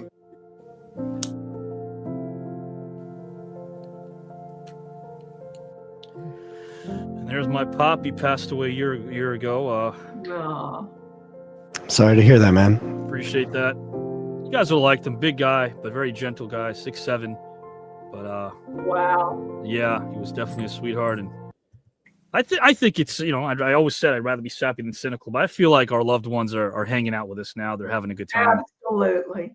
There's no 100%. There's no doubt, and maybe the silver lining is because we know what's going to happen. Death and taxes, is that if we're all here together the way we are right now, at least that's an excuse for our loved ones who are on the other side to get together as well and have conversations about us. And my dad's probably telling your relatives as well. When are you going to tell Avi to cut that damn ponytail? Get rid of it. It's not the 80s, Avi. Cut the ponytail and get rid of it, right, Sarge and Miko and Dee? Yeah. I like it. I think it works for you.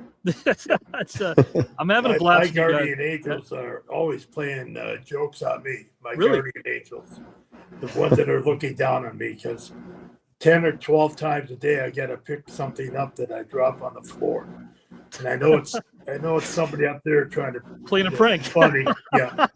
Or I'll stub my toe, or I'll run into a wall, and I know it's them. I know they're playing jokes on me. And, I'm going to come up there and find out who it is, but I'm not in any hurry to do it. Or how about that thing where you're like wondering where your glasses are and you're holding it the whole time? That always happens to me too. I'm like, where are they? I'm holding it.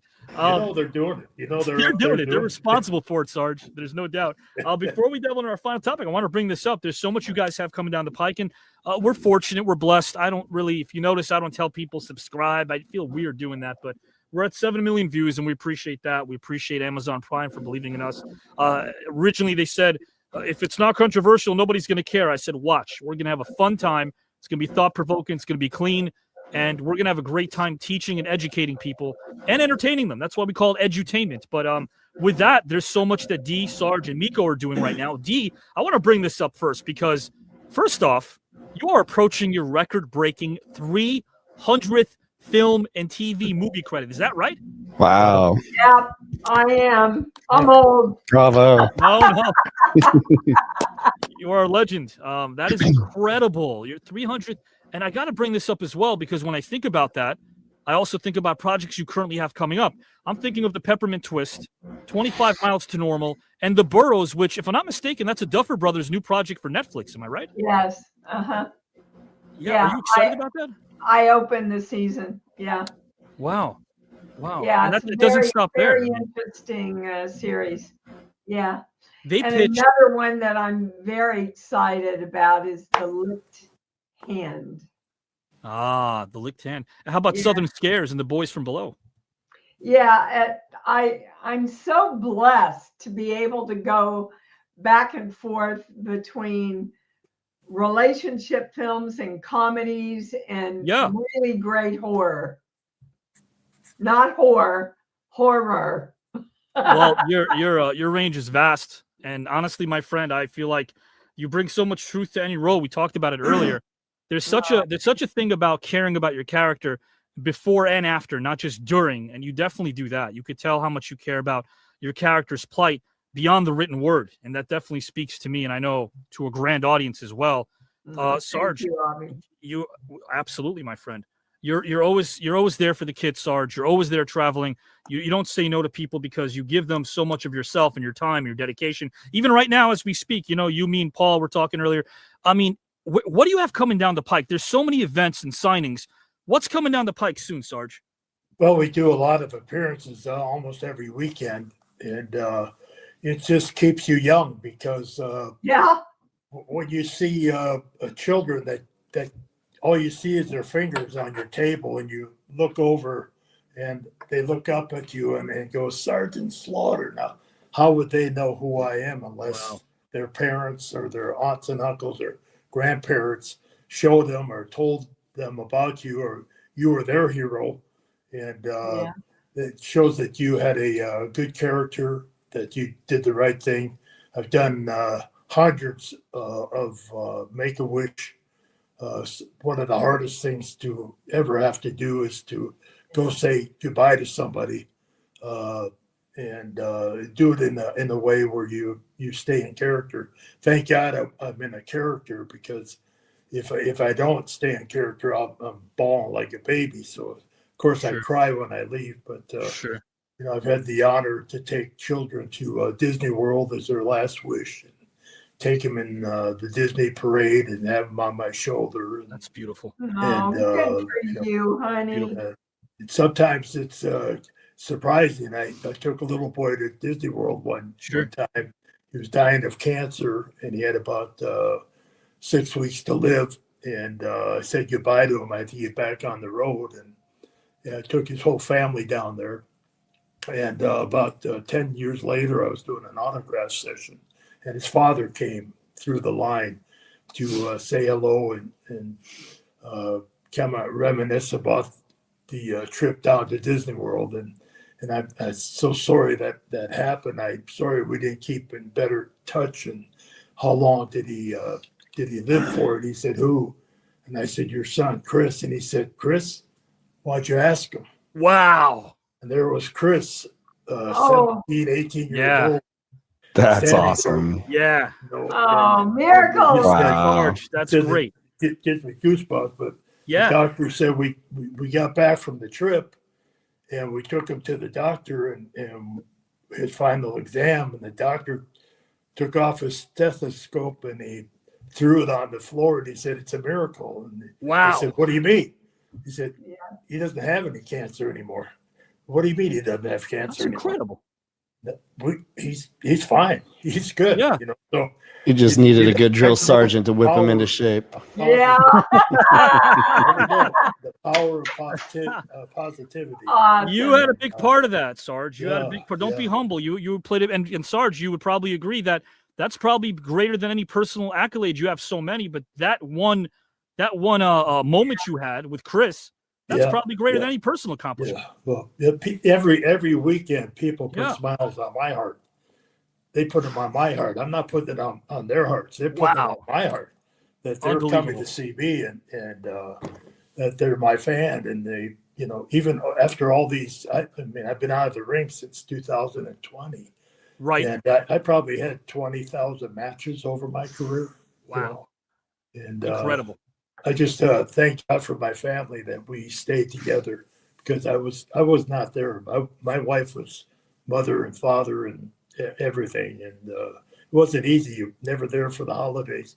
I'm not telling Dee or Miko anything that they don't know about. Sure. You know, Sure. when you're in the entertainment business, you're working when everybody else isn't. So holidays, anniversaries, birthdays, Girl Scouts, dancing, you know, it was a tough life, but we survived it because we loved each other. My dad saw you in the garden once, and he told me a lot of people would tell my dad, "Oh, you should have tried wrestling," because he's obviously a big guy. And he said, "Yeah, I thought about it till I saw Sarge wrestle, and I said, I don't want a piece of that. I don't want to get Sarge mad." But and by the way, he lived a bit longer than people expected. You know, his very last day on Earth last year, my dad was in the hospital bed, and he was told he only has a couple days to live. He exceeded that by a few more days. And on his last day, I wanted to stay with him. I was right there with him every single day, and he says, "You need to go home and do this show." And I said, "No way, I'm not doing this show." And he almost forced my hand. He goes, "I've never seen your show because I don't have internet or Wi-Fi." He was very old-fashioned that way. He said, "But your mom's got a phone and she's got Wi-Fi. I'm going to watch your show for the first time now if you go do it." So we're all tears, and he could sense, even as he's dying, he could sense that there was a lot of tension in the room. So he pulled a Carl Reiner with his fingers and summoned me over and said, I'm thinking, what kind of pearls of wisdom is he going to give me right now? He goes, "Son," he looks over at everyone. He's got this grin on his face. He goes, "You forgot something." And he already told me that he loves me. I said, "What is it, Dad?" He goes, "Give me some of that water." So it was, he did it because he wanted to ease the tension. I knew what he was doing. So I can play a very fun game with you, which takes only 2 minutes. How about this? We're going to play a fun game here. We're going to have a little bit of fun. This is a game called... Fair to Dee if we did the other topic without her.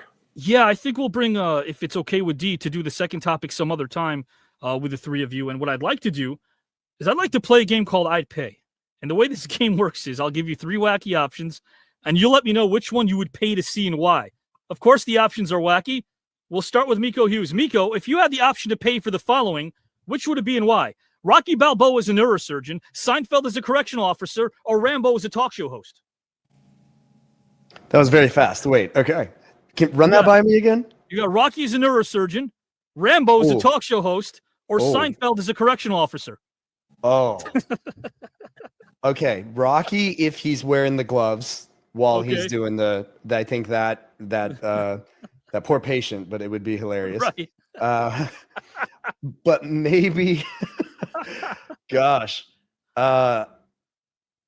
Seinfeld as a, what's the deal with prison food? I don't know. I could see this going a lot of ways. He needs to tread very carefully, though. Yeah. Gosh. Rambo the Talk Show won't be saying much, but you got to admit though, Miko and Sarge, I'm assuming we all liked our Rocky movies. Like this is the one time where Rocky does not need Mickey bothering him. You know, usually he's always like cutting him. This time he's cutting somebody else. But Mickey's giving some speech while he's doing this thing in surgery. He doesn't need Mickey over him going, Rocky, give him the left, give him the right. Cut him open, Rock. Cut him open. He doesn't need sweating into the open wound. Right.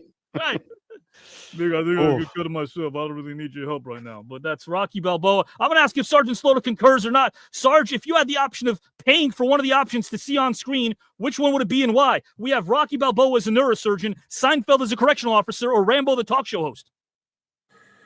I like this Seinfeld because did he have a chef that was at a restaurant? He called him the Nazi chef or whatever. Oh, the soup Nazi. Soup Nazi. Yeah. Yes. I'd like to see that at a correctional. Based on a real guy, by the way, Sarge. Yeah. Real guy in New York City. I actually met the guy. He was kind of like, he really would say no soup for you if you asked for extra bread or a napkin or something. Right. He was, he was obviously doing well for himself. A couple of other options here, and then we're out of here. Miko Hughes, of the following, which would you pay for to see and why? Hannibal Lecter is a cast member of 90210, Big Bird the Bounty Hunter, or Conan the Librarian. Oh, Big Bird the Bounty Hunter. There you go. He's not sneaking up on anyone. No, he's not. I could see like a vest on a motorcycle. Big bad bird. And you also have to riding a hog. He ran the streets of Sesame. That's right. Yeah. That's right. Wow. Oh, this is glorious. I need to see it now. Mr. Sergeant Slaughter, we have Hannibal Lecter as a cast member of 90210, Big Bird the Bounty Hunter, or Conan the Librarian. Oh, it's got to be Hannibal Lecter all the way. Yeah, I could see that 90210. Yeah. He pops in, and they're at that famous diner they always went to, the Peach Pit, and they're who's the date? There's always one less cast member every scene, and they're just having a great dinner. Yeah, we know where they went. Hey, where's somebody out? Gonna take somebody out for dinner. Yeah, what are we having for dinner? You. Gonna pick somebody up. Guest of honor. Guest of honor. We have a couple of more of these, and we are out of here. Miko, which of the following would you pay for to see and why? We have Darth Vader as a wedding planner, Godzilla as a massage therapist, or Freddy Krueger, the personal trainer. Oh, well, I'm a little partial to Freddy being in a nightmare film. Right. He's not like the most ripped of the killers. It's like when you go to a gym, that's true. Some of these personal trainers, they're more salesmen than they are like, you want to get the ripped one. So maybe he wouldn't be the best, but he probably wouldn't be the best for other reasons as well. Godzilla as a massage therapist is maybe more of a chiropractor. It'd just be quick. It's just all of them pop at once. He puts one He'll foot get all on the you. kinks, but he'll kill you. When he's doing it. Yeah. Right. It's a one and done push. It's a one and done. So I guess, boy, by default, are we going with Darth Vader, the wedding planner? That's who I'm going for. Sarge, Darth Vader. Okay. Yeah. He could always say that they're not his son. Yeah. You had a great Darth Vader story last time, Sarge. I remember your Darth Vader story. Yeah, remember that. That was I find your lack of commitment disturbing. Was it Halloween, Sarge? Was that like the Darth Vader story that you I think it was Halloween? I'm trying to remember which one it was. Oh man, you told us a great Halloween story back in the day with Darth Vader, and it was with Mick Foley and Cindy. I have to look that up again. But Darth Vader's a great choice. Definitely don't want to tick him off during the wedding. And then we got one more of these, or two more. We got Alf, attorney at law, Papa Smurf, the hip hop artist, or Mr. Bean, the motivational speaker. That last one got me. That's pretty good. I'd pay money to see that.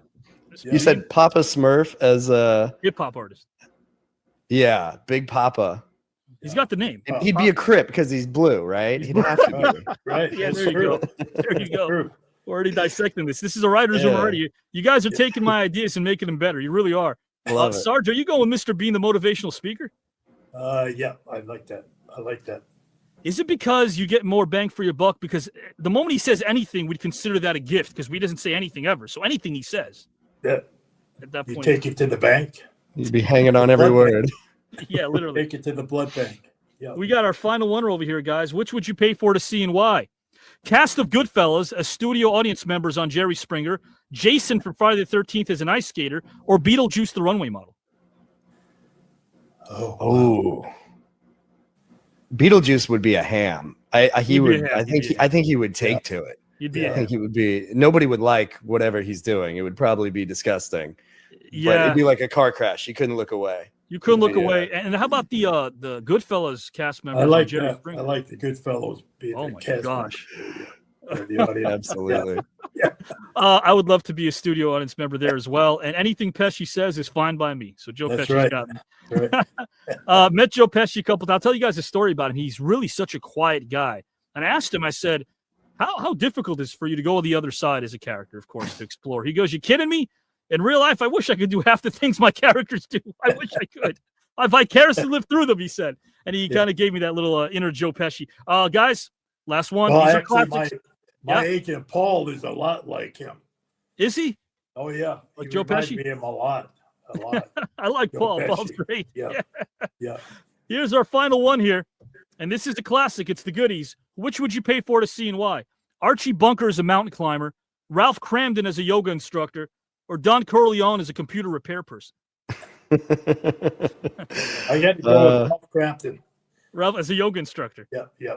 I'll go Don Corleone as computer repair. Yeah. Well, what about Ralph? So you think like Ed Norton would ruin everything, Ralph? Like maybe Ralph is doing his thing well, but then Norton's got to ruin it somehow, right? Oh, he's got to come in there and do it the opposite way, of course. Oh man, and Hey, Don Ralph. Corleone. Hey, Yeah, Ralph, I don't think I'd ever tell Don Corleone he did a bad job Yeah, it's with my computer. computer's full of bugs. Forget about it. Well, guys, We had to we're take gonna. care of it. Before I bid you adieu, we'll do that second topic when Dee's back again. I do have a very quick tribute video for you. It's kind of like a trip down memory lane for Sarge and for Miko. But before I do that, Sarge and Miko, anything you guys would like to tell one another before we depart? Anything you'd like to tell each other? It was an honor to meet you, Miko. I've watched you for many times with my daughters and my wife, and really enjoyed. Thank you. Yeah, it's great to see you too, man. I know we do run into each other on occasion at the conventions, and I hope to see you again here coming up on the circuit. Thank you. Yeah. We have some shows coming up.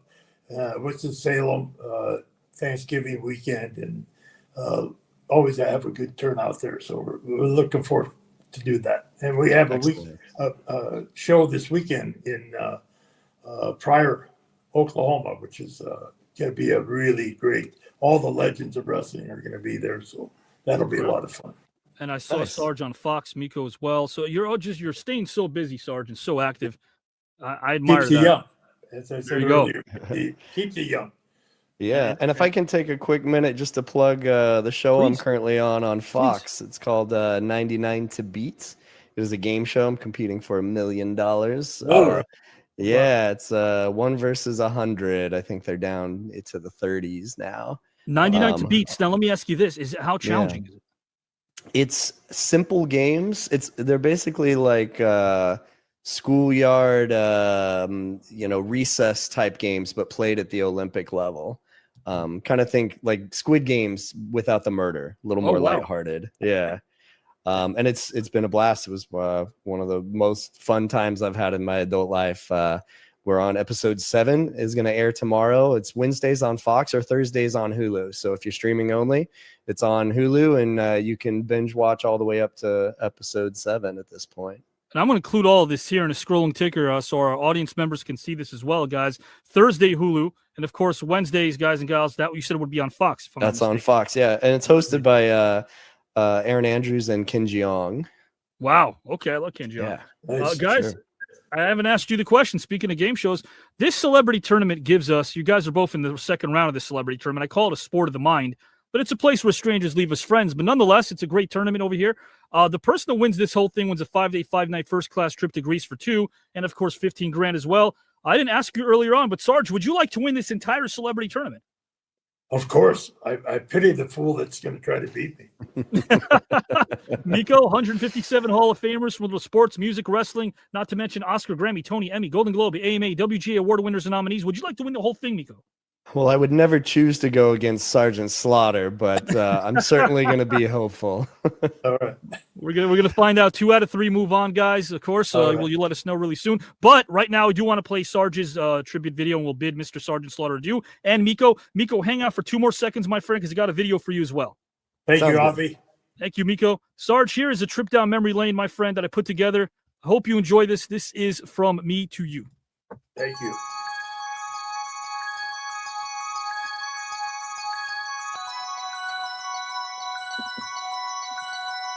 Yes, sir.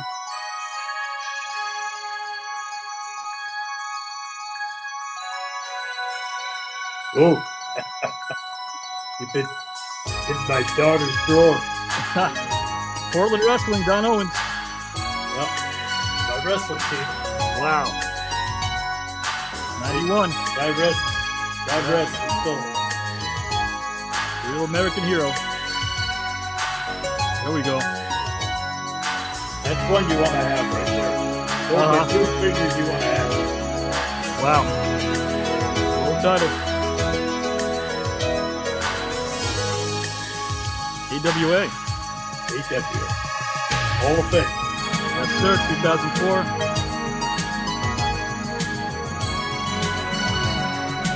Wow. Oh, yeah. Late Jimmy Snuka down there. There's Ric Flair. Yep. Oh, wow. Look at the agility. Wow. Oh, wow. Barry Wilson. Yeah. Piper Smith. Oh, man. Everyone had that. Yeah. John Cornotto. Oh, yeah. Beautiful logo. Look at the hair. I love it. Bob Backlund. Randy Orton. Wow. Yeah. Look at that. LA Sports Memorial. Oh, yeah. Mary Brothers Show. Blue Albano. Yeah. Pat Patterson. Greatest match of all time. Oh, absolute New York street fight in the Garden.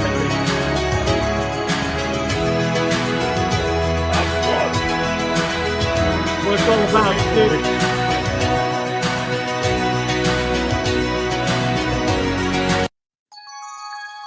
This was recent. Yeah.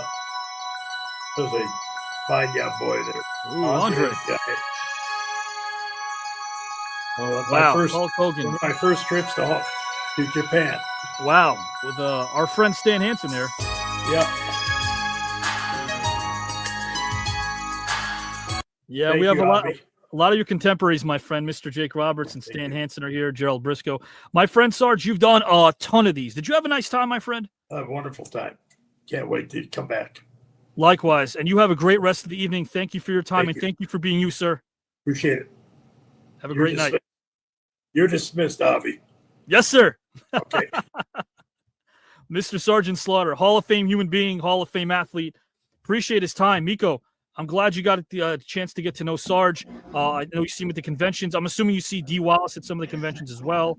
Yeah, it's funny how the convention world, we're like a weird extended family. We'll see, there's so much crossover between horror and sci-fi and wrestling and the pop culture and anime shows, and it's a very extended family. You see a lot of the same people over and over. Sometimes you see someone you haven't seen in like 5 years, and it's really, really special. It's really cool. I'm very, very thankful to be able to do those kind of things and meet everybody. It's I mean what I say, my friend. I really do. I don't think I'd be doing this show unless I cared about your journey and your stories and what you guys have to offer as people, because again, everybody could say, well, we're doing this because people are paying us to do it. Not necessarily. Some people don't like their fans or their audience members, and they don't really want to take the time to hear their stories.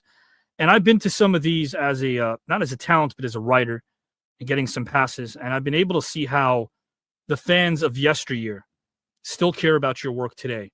And even though you're living for tomorrow and not looking back, you still respect their yesterday. You respect how much your work yesterday meant to them, even though you've grown. That says a lot about you, man. It really does. Because you must be, get asked a lot of questions about some of the same films a lot. Sure. No, I'm so thankful that you know, I worked on a good number, pardon me, a good number of projects, and I'm so thankful that I was lucky enough that some of them really had this impact or staying power that allows me to travel and meet everybody, and I've made some lifelong friends, you know, both other guests and fans, and across the country, around the world, really. And sometimes I have imposter syndrome. I don't think I deserve it, you know, but I really do appreciate it, and I'm very thankful for everything that, you know, that's been able to expand my horizons to do these things and meet everyone. And, you know, it's really cool to see. It's kind of a parasocial thing where people say like, oh, I grew up with you. And I can see that it's nice to be able to meet them and in some small way, like reach back, because I wasn't able to see them and maybe they were able to see me, but it's nice to like connect on a way that maybe would not have been able to happen otherwise. That's a great way of putting it. And definitely since COVID, people were aching to get out. I'm writing Knight Rider. I made that public recently, actually. So I want to invite you to some projects that I'm a part of as well over at Universal. Oh, wow.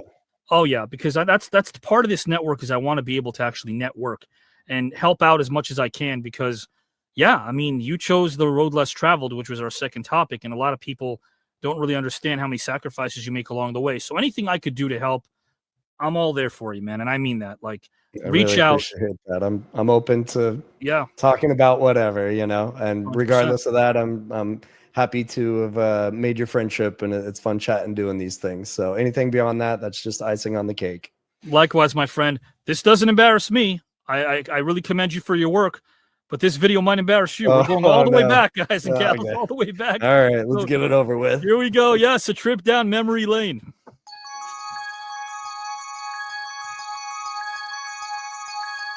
Yes, sir.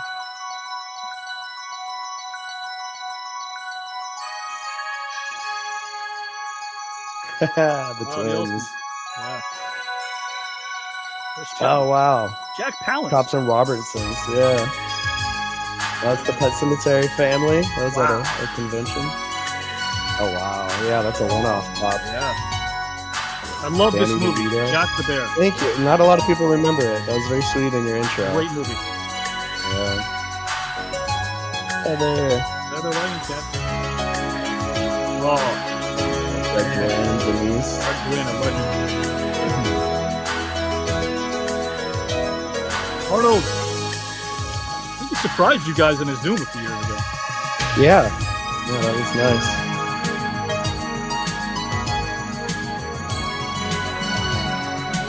Robert.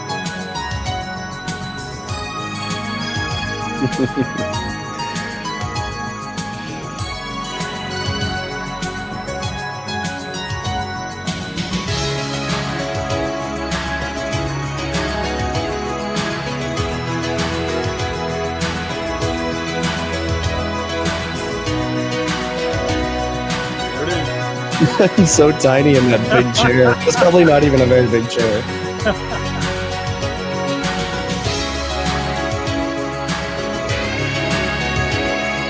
The book. There it is. There's Webb.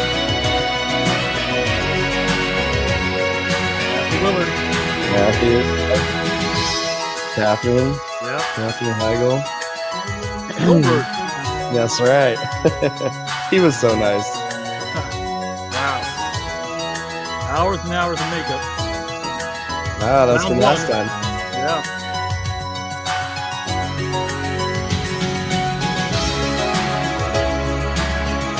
You were a very big part of something that was dying. I think it was definitely a genre that was dying in the 90s. And when people talk about Scream, we definitely don't take away from them. But New Nightmare really set the tone for all things meta, all things self-aware. That project was so ahead of its time.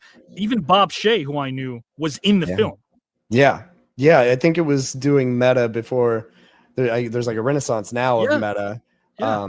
But I think a lot of people didn't know what to do with it. A lot of people thought, well, New Nightmare was supposed to be like a reinvention of Freddy. They thought maybe it kind of jumped the shark or gotten a little too humorous, was trying to bring it back to something serious and hopefully scary again. And they brought Wes back. And I think at the time it didn't do the biggest box office, but it seems, at least, and maybe I'm getting a biased sampling because those are the people that are coming to my table at these shows, but it seems like it looking back, it's one of the fan favorites. So I'm really, I think definitely with the hidden gem in the entire franchise. yeah, There's no doubt about yeah, that. it was really fun. It was probably my most fun I had filming a feature that I can remember. I was too little for Pet Sematary to really remember much, but yeah, Wes was really working out those meta ideas because Scream was the very next film he did after New Nightmare, which he was also very meta in a different way. Sure. But he had kind of gotten to that place as a writer, which was really creative. It's fascinating. Of course, this will be on the ticker as well, but one more time, I definitely want to tune in myself. Wednesdays and Thursdays at 7, we can catch the show 99 to beat. 99 to beat. Yes. Love it. Hulu Thursdays, Fox Wednesdays, 7 p.m. Miko, again, you've done a ton of these, my friend. You have a nice time? I always have a good time. This is a blast. I was so nervous. The questions are always so hard. I'm like, I'm not clever enough. But then once I do it, it's fun, and I'm like, I enjoy it, and I would love to do it again. It's like, you got to get out of your comfort zone, and you kind of get me out of my comfort zone. Oh. And I know we didn't get to the road less traveled, but that's a good example of like, I almost was like, I don't know, it's tricky, and then now that I've done it, I'm so happy I did. So well, I'm looking forward to the road less traveled, my pushing friend. me. And no, thank you again for giving us a slice of who you are, my friend. It's always a pleasure, and I hope you have a great evening. You too, man. Thanks again. Thank you, Miko. Miko. Great Miko Hughes, guys. What a class act, huh? Miko definitely is someone we welcome on the show anytime he wants, whether it's part of the celebrity tournament or otherwise. Want to collaborate with him as well on some projects because he's definitely, as Dee said, there's something you can do without judging someone. You can observe them. And when I observe Miko, there's someone right there who listens to people, and that's such a rare commodity. I feel like today what we earn is what we learn. And yeah, Miko, thank you for being here, and thank you for Dee Wallace, and also thank you for Sergeant Slaughter. And at the end of the day, strangers left as friends. So mission accomplished. Really, that is what it's all about.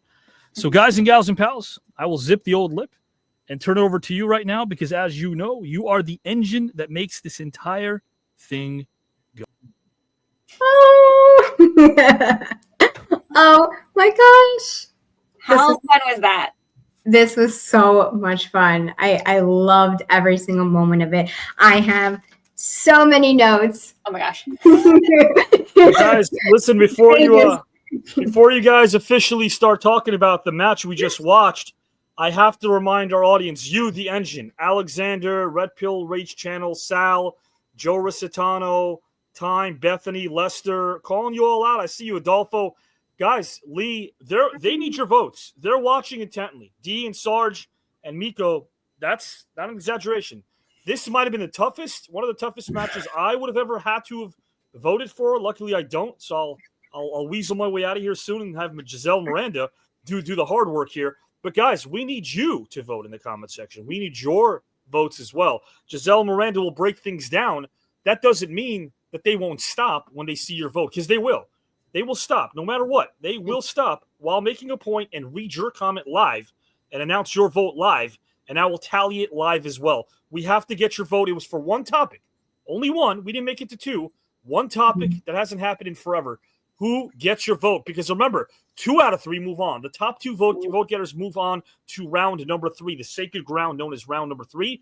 Put in your votes now, because nowhere else in YouTube land or in Facebook land or in social media land can you determine the outcome of a match. Only here, TKN. Am I right, Miranda and Giselle? Yeah, absolutely. So with that, Miranda and Giselle will break things down now, and they'll read your votes.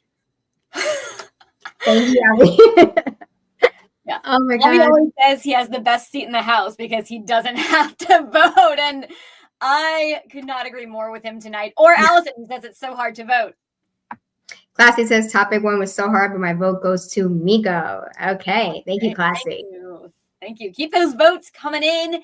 2 will advance. 1's eliminated. Yes, this was definitely a tough one, Safari. I agree. Dee has my vote. Ralph Garcia. Dee has my vote. Thank you so much for voting, Ralph. And we loved having you on the Black Box on Wednesday night. Yes. Ralph Garcia was a fantastic judge. Miranda, what do you think? Obviously the Black Box Wednesday sore spot for me right now. But hey guys, hold on. Eric votes for Dee and Sarge. Eric, you got to vote for one person, Dee or Sarge. Let us know. I know it's hard, Eric. It is for me too. Is it Dee or is it Sarge? Let us know. Just one. Yes. So although it's a sore spot for me right now, Ralph did an amazing job. He's highly intelligent and well spoken, and we loved having him on. He was. And the Avatar, as Kelly has pointed out, Ralph created the Avatar. Yes. Mm-hmm. Yes. He's so talented. Miranda, I saw your notes there. Yes. Okay. Lester, by a very close margin, Lester is voting for Dee. Thank you, Lester, for voting tonight. We appreciate that. 2 will advance to round number 3. 1's eliminated. I saw your notes, Miranda. I have a lot of notes. What do you have there? This was really, really tough. Thank you for asking. This was very, very tough. All of them did an amazing job. They all had different perspectives, very different perspectives from one another, which was really cool. And especially since there's only one topic, this makes it even more difficult. But I think this was a very deep topic and very thought-provoking. It was, and Allison's got her vote in as well. I will put my vote in Thanks, for topic number 1 for Miko. Thank you, Allison. Allison's here every week. She's got great comments. She adds a lot to the atmosphere and the energy of the show. We love seeing her. As you were saying. Okay. So if you had the ability to travel back in time with someone, a historical figure, to help and heal another historical figure, who would it be and why, and who would you choose to go back with you? Ooh. Big topic. Very, very thought-provoking. Yes, and we have a vote from Adolfo. My vote is for Dee Wallace. I'm still thinking of the concept of love when she talked about the nickel and the $5 for the homeless. Yes, that was a great, great point. That's actually one of the points that I wanted to say as well. Because I love you too, Allison. Miko's was very interesting, his response, because he was saying it as, if I go back in time and I change something, then what can happen after that? Am I changing it for the better? Abby's awesome, yes. Am I changing it for the better, or am I just going to make things worse in the long run? Because everything has its timeline afterwards. Everything has a ripple effect. If you change one thing, you can change many different things. I thought that was a really good perspective. But then when it came down to it, he was saying that he would like to go back with, let me think. He would like to go back and help Steve Jobs, and he would like to take Steve Jobs' daughter so that she can help him to take his medication, convince him to take medication to help him with his disease, because he was against doing that, if I remember correctly. So that's really interesting, because he wanted to see, what kind of advances that Steve Jobs would have had if he would have lived till today. And Dee was very, very touching, hearing her thoughts about love and how she would have chose Jesus to help Hitler, because Avi said it also, what if Hitler was loved? How would have things been different, right? Sure. Red pill, sorry. Dee was great. She hit my emotional feels with topic 1. You can tell she was very invested and took her time to gather herself, separating her emotions to give a great answer. Thank you, Red Pill. Appreciate it. She really did. It was very emotional. She even was, crying and everything, and saying about how there's different types of love, and parents also have this love where they can pick up cars and they can do anything for their children. So that deep, deep kind of love is what we need more of in the world, which I agree for sure. And then Sergeant Slaughter was talking about all these amazing different things, also mentioned Jesus as well, and how, he would have liked to help Jesus, but that would have been a huge, event to undo. But he was talking also about a lot of, presidents that he has met, and the Pilgrims, Thanksgiving, and all these events that he would have liked to have been a part of also. But ultimately, it came down to Thomas Edison and Benjamin Franklin, and how he would have liked them to meet Elon Musk today. Yes, and we have a vote on screen from the Spanish Fly, Angel Miguel. Sarge gets my vote. Sarge is on the board. Yes. Sarge gets votes. It's pretty close there. We're seeing these. All of your votes are being tallied. We're picking them up. Everyone's guys, on the board. keep in mind who stayed on topic, who resonated most with you. Man, was Sarge informative. God Almighty, Dee, of course, 3 different personalities. One's getting eliminated. Let's understand. I want our hosts to really take a deep breath here and just set the tone for our viewers, for our engine, for our suits and ties watching. One is going home. One is being eliminated from this tournament. Keep that in mind. Keep that in mind, guys and gals. We're taking this real serious. That's why at the end of Miranda's assessment, she'll vote. And at the end of Giselle's assessment, she'll vote as well. Howard will pop up here and vote right after them. Guys, their votes are worth 2. Vote and let us know why. Give us the whys, because your whys do matter. And guys and gals and pals, Miranda's whys matter as well. So let's kick it back to her right now. Thank you.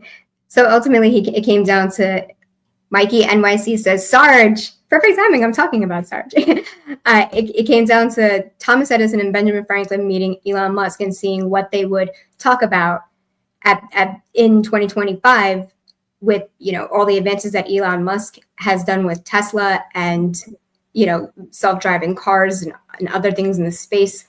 And how Thomas Edison and Benjamin Franklin helped invent electricity and everything. So it's so interesting how Sarge was connecting all of that.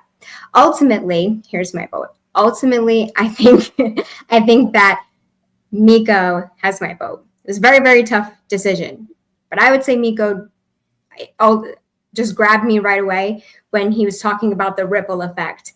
Sure. And I would have also liked to see what would have happened if Steve Jobs was around today. Because he was saying it was 10, 15 years ago that he passed away. So much has changed in the past 10, 15 years. So my vote has to go to Miko by a slim margin because everyone was great. Over to you, Giselle. Oh, this was definitely one of the toughest in a very, very long time. And going and going and going. I have pages here because they were so interesting. And what a conversation it was. We went everywhere. Yeah. And I'm not even sure I know where to begin. So I'll start at the very beginning because that's always a very good place to start. Miko, he came in very strong. He took all of the questions. Sal says, yeah, Sal, yes. This is a good one. Sal says, I appreciate everyone's take on the topic, but can you imagine if Benjamin Franklin, Thomas Edison, and Elon were to collaborate? Forget Mars. We'd be on our way to Venus by now. That's so true. I'm sorry, Giselle. Go ahead. That was great. Thank you, Bethany. Or rather, with an air conditioner for Venus. Heater for Mars.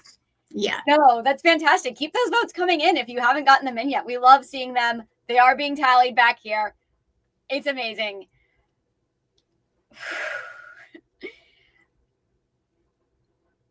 But he took the question and he really took into account each part of it and how he would answer it and what the effects would have, whether good or bad, how that would work in the modern day, and what could be the best possible answer to this without messing everything up. Mm-hmm. What would be the best possible answer to this? Would it be better to know a world where this person was still alive or it didn't happen? Would it be worse to know a world where this person was still alive? It's a lot to think about. Yeah. And then Dee Wallace came in and she had these fantastic answers. Excuse me. With her her figures. Look, it's real tough. It's real tough. Here, put your notebook down. You took a lot of notes. Put them down. I did. So many notes. Here's what we're gonna do. We're live here, guys. Look, here's what I'm gonna do. I'm gonna ask you guys whether or not topic number 1. We've never seen it not go beyond one topic, right? Right. What exactly defines a journey? You're taking a historical figure with you back in time. Yeah. Mm-hmm. I do recall Miko not taking a historical figure with him back in time. Right? So look, are we paying attention to the topic, guys? Well, Miko did not take a historic. He took someone's aunt back in time. No, he took Steve Jobs' daughter. Daughter, excuse me. Took her daughter. And she's someone's aunt, but yes. I would say this may be a coincidence, but she's gotten a bit of notoriety in the internet world recently, and she's come back up. Is she a historical figure? So, guys and gals and pals, that's true. Again, technically, listen, Miranda, if someone is pulling at your heartstrings, Miko is a dear friend of mine. Dee's become one. Sarge as well. This is a hard. I said this off screen. I want you guys to attest to this. I said this is going to be one of the toughest nights to vote. I said that for many reasons. Comparisons, we can compare and contrast. But at the end of the day, which luminary stayed on topic? Which one was able to stay on topic? Which one provided depth and clarity? I'm not voting. I'm just letting you know, guys and gals and pals, these votes are serious. You're taking their fate in your hands. You're deciding whether or not they're moving on. Vote with passion, vote with clarity, and vote with your mind as well. Giselle, floor is yours. Yes. Yeah. If I could say something, that is true, right? So in my head, yes, Steve Jobs' daughter is well known, right? And I wanted to say my criteria was depth, clarity, staying on topic, and charisma. I think that Miko had all of that. However, due to, I guess, not that not being his daughter not being an historical figure, that could change the vote. So, but then what defines a historical figure? That is true. Leaders who are still alive but out of office. A figure who's made a lot of difference in the annals of history. Do I want to switch? This is so difficult. Oh my gosh. Okay, so if we're talking about that, let's say that I would, my second go, right? My second. So first, Miko resonated with me, right? But if we're talking about historical figure, Dee, I think, would get my vote, because Dee was very, very detailed. She was very vulnerable in what she was talking about. And like I said, love is very needed. And Jesus would have been the perfect person to spread that love, especially to someone like Hitler. So I guess I'm officially revoting for Dee. But Miko did a great job. Just a technicality. I am going to keep it as Miko because you did cast your vote. I'll be fair. Okay. That's okay. But you did. I appreciate your explanation. Guys, we're live. This is exactly what we love. We love working out. Think of this as a classroom where we have to work these problems out together. This is not easy. If we were to simply just say, well, we vote for one person, we vote for the second person, we don't vote for that person, it means we didn't give any thought. We're giving this a lot of thought. That's why we're going back and forth. We're exchanging ideas. This is great because it shows you how close Sarge, Miko, and Dee Wallace were when it came to topic number 1, which is what we're voting on. Very, very close, and we're talking it out. Go ahead. Mm-hmm. We are, and Dee went very deep into love and what love is and how that works, and that juxtaposition of love and anger, and what is real love and what is this more superficial love. What are these emotions that we've been sold on? Do we think they're supposed to act? But I'm not really sure she wrapped it all the way back around to the topic. And I'm not really sure she was able to connect that to Christ and to Hitler. Started off very well, enjoyed where she was going with it, had this journey, but it's almost like it didn't quite end, and she's still exploring there. And as much as I loved everything she was saying, it didn't quite make it there all the way for me. And then we have Sergeant Slaughter, who took us on his entire thought process and really sat down to think about what could be and what would be, wanting to experience some of these events, wanting to see some of these time periods, but then ruling them out for one reason or another, and then settling on two historical figures. So is that a technicality if he chose two instead of one? That's I was thinking that in my mind. That's extra credit. Jason London did that as well. Extra credit? Okay. Yeah, fair. Jason London gave us extra credit in his round 2 match as well. Yeah. So, it's, gosh, it's flipping back and forth. It's looking at all their answers, looking at all their notes, but picking Ben Franklin and Thomas Edison. Yeah. And then visiting Elon Musk. And I think these are two really great people to choose for that. Yeah. Inventors, scientists. One has a reputation for perhaps stealing others' works. Mm. There may or may not be some similarities with the current person.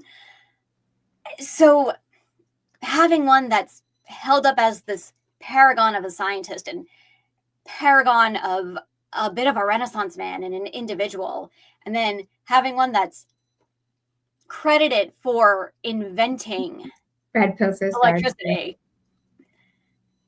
And then we take him to Elon Musk, and we who's got an entire automobile industry named after a person who is more likely to be credited with electricity, the person that Edison supposedly stole from. It's the connections there are really, really great. I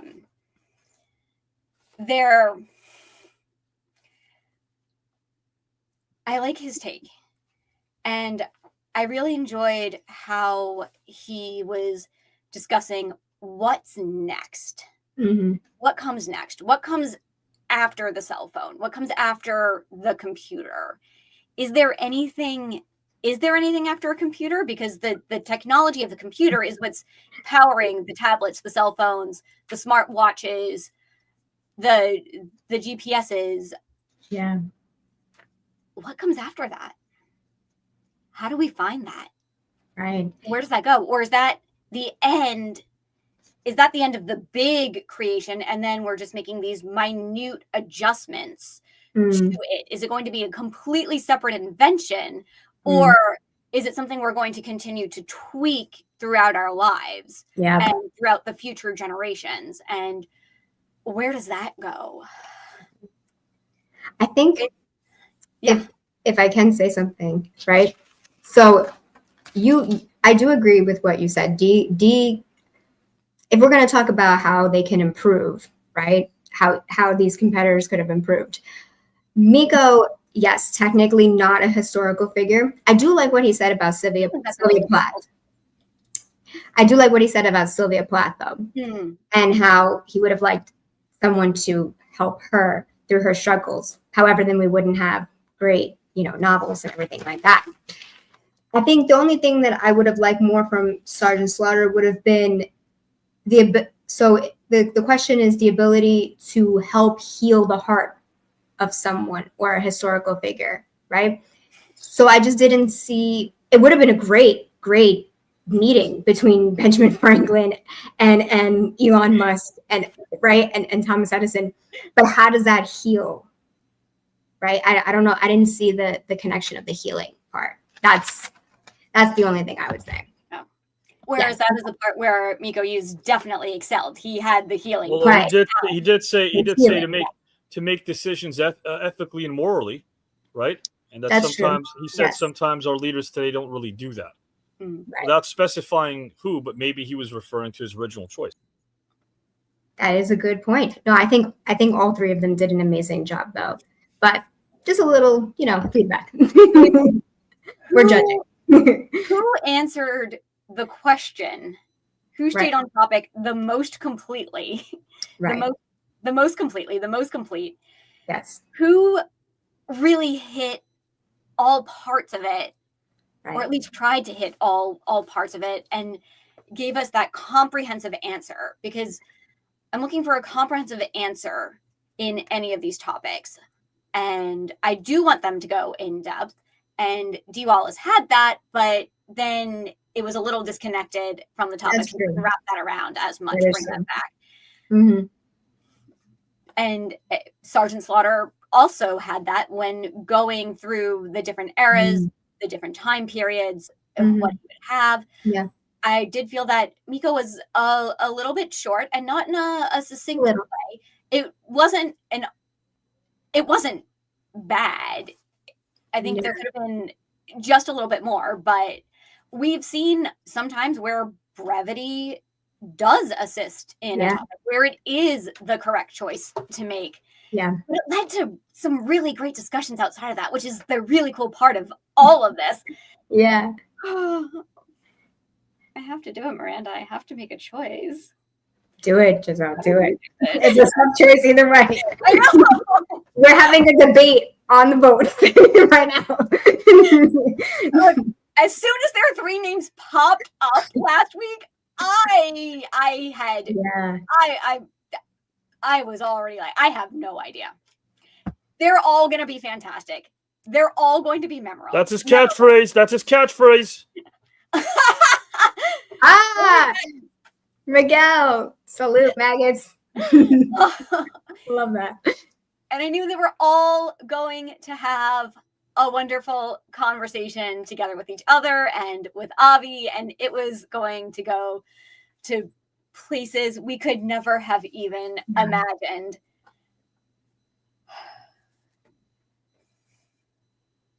I think it's final decision time. And I am voting for Sergeant Slaughter. Awesome. Guys, this thing is close. I'm going to bring in Howard Collado right now so he can vote as well. His votes are worth 2 points. He'll break this thing down as well. If you haven't voted, please vote. There's a ton to be said right now about how difficult round 3 is going to be. Now is not the time. But imagine a Miko Hughes, Dee Wallace, and Sarge in the third round. I could see that. That shows you how difficult round 3 is going to be, because I could see all three of these participants in that third round easily. Easily. This is a sport of the mind, guys, and I don't mind reminding you that they not only had philosophical fun and left as friends, but this is a place where we learn. What we learn is what we learned. We learned a lot from these three luminaries. And we're going to learn a lot more in about maybe 2 minutes. We're going to learn and find out who moves on to round number 3. So, Howard, give us your vote. I've been sweating for you guys, watching you guys trying to answer and make the vote. I understand the difficulty and the challenge of what you guys have been facing for the last 15-20 minutes, but you guys gave great responses. I'm going to try and cut right to No ties, Classy. No ties in round no ties. No ties. So here's my criteria. So I'm looking for clarity.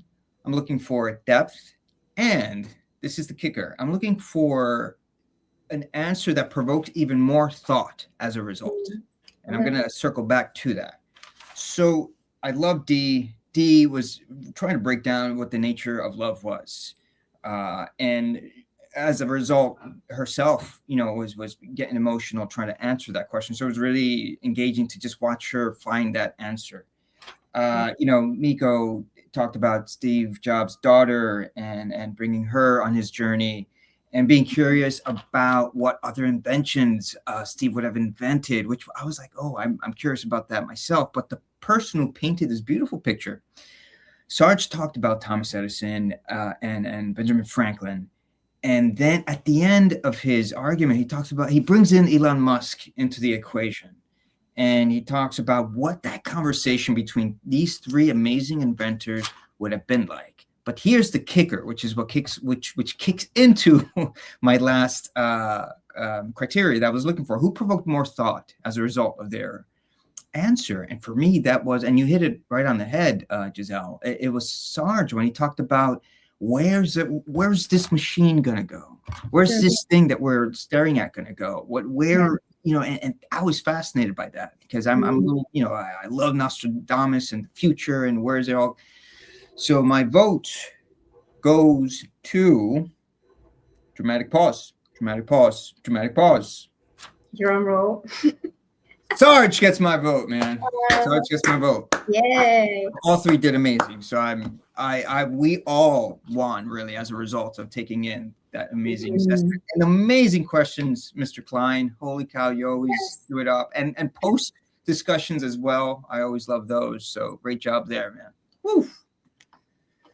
Oh, sweating there. Yeah, I was going to say the in-between conversations were amazing in all four of them.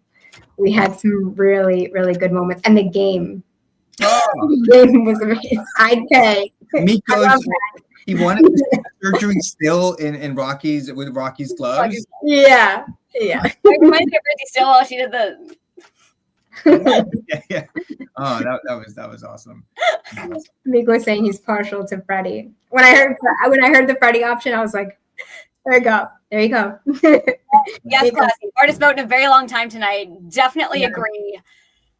We may still all be up here second guessing ourselves. We want this to be the best tournament possible, the best competition possible. We want the best people to go through. This one was going to be tough. It's only going to be tougher from here on out. But definitely agree, Classy Times. Hardest vote in a very long time. Yeah. A question for both of you guys. I mean, is this one of the first times where you had to really reassess your initial vote, your initial instinct? Like you really had to kind of step back? Was for you, Giselle, was that kind of the first time or? I wouldn't say it's the first time, but it's definitely the one that has the most thought involved with it and the most looking back and looking forward and sideways and upside down and which left and right and whichever way you can possibly go. Yeah. Because they all had these really great elements and all of them really hit at least one of the elements. Yeah. Very, very well. They all knocked at least one element out the park. Grand slam. But which one was the most complete in all of the elements? Yeah. That's where the mind starts twisting and turning and thinking and making all of the loops and yeah, I think this was there. Miranda? Yeah. No, thank you, Giselle. I agree. This was definitely, I think, the toughest for me out of all of the votes that I've given. This was the toughest one. I've never went back on a vote before. I'm still second guessing it, third guessing it now. Triple checking it in my head. Like, oh my gosh, what? I'm so excited to find out who is advancing right now. I'm on pins and needles. Like, I want to know. I can foresee just Avi back there, just bam, bam. I know. A million hands, because the stakes, guys. I mean, the stakes are high, and this round 2 is coming to a close, as we keep saying. So, who is it going to be tonight? I don't know. And we all have our favorites, and I think we all want all of them to go, but only no. Yeah, and then what happens when, like, tonight 3 of your favorites are in the same match, and one of them has to go? One of them is being eliminated tonight, right now, in just a few minutes, a few seconds, few moments. Yeah. What do you do when that happens? Miranda, how are you feeling? I mean, that's kind of what's happening right now. I'm like freaking out. That's kind of what's happening right now because I loved all of them. Like these three were such a good panel, they meshed together very well. I'm so sad to see someone be eliminated, and it's only going to get harder because round 3, 2 out of 3 will be eliminated, or 3 out of 4 will be eliminated. So that's huge. That's a huge deal. Yeah. Only one will advance next time. Yeah. I mean, Dee Wallace right here. Dee Wallace was just breaking down, giving us tears. Yeah. And it's a beautiful thing to witness that. And then now to say only, sorry, we're now going to have to vote and someone's going to have to go home. I mean, that breaks my heart. That's why it took so long this time, because going into this, I knew any of them could win the whole thing. Yeah. At the end of 6 rounds. Oh, yeah. And I have to base it on the performance of the night. I can't base it on round 1. I can't base it on previous conversations. It has to be on what happened this evening. How did they respond? How did they respond to each other? How did they respond to the topic? And are the strongest contenders going through? I know. Yeah. In a pool of completely strong contenders, Miranda, how do you figure that out? How do you know? It's very tough. I don't know about you guys, but do you remember the first moments these guys had in this tournament? I remember, Miko coming out, not knowing what this was, and telling Avi again, and he said tonight, coming out to an arena. Giselle, do you remember Dee's first appearance with Eric Dickerson? And that was her first tournament appearance. But all right, guys, listen. You want to find out who advanced so we can go to outro, guys? Do we want to find out who moved on to round 3? Yes. Do we want to find out who's in the 3rd round? Yes. Well, we got TKN host in the back. I think they're dying to find out who moved on to round number 3 as well, and then it's outro time. Guys and gals and pals, you may not hear them say anything right now, but they're here watching. Let me bring them up over here. Joe's backstage. Joe, I'm bringing you up on screen right now. You're going to find out with the rest of us who advanced to round number 3. And guys and gals and pals, Mr. Kelly White's going to find out who advanced to round 3. And then it's outro time immediately following. So here we go. Howard, a little bit of drum roll. This one is super close. One of the closest we've had. Guys and gals, here is our first of 2. Moving on to round number 3.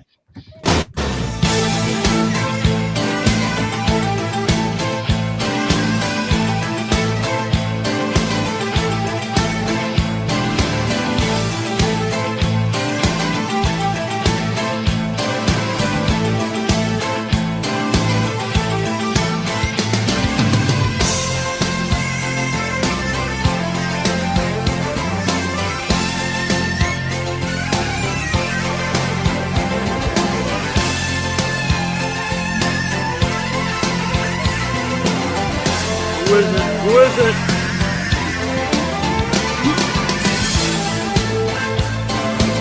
Or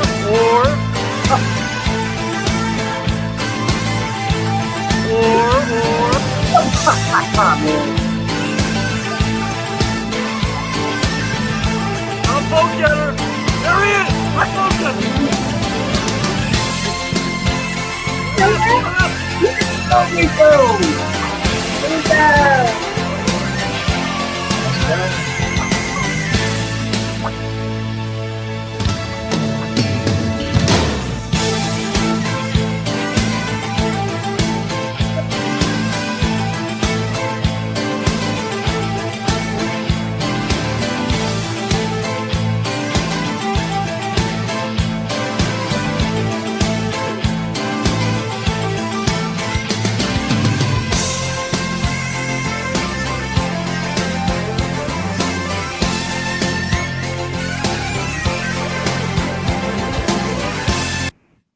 Guys, they said it couldn't be done.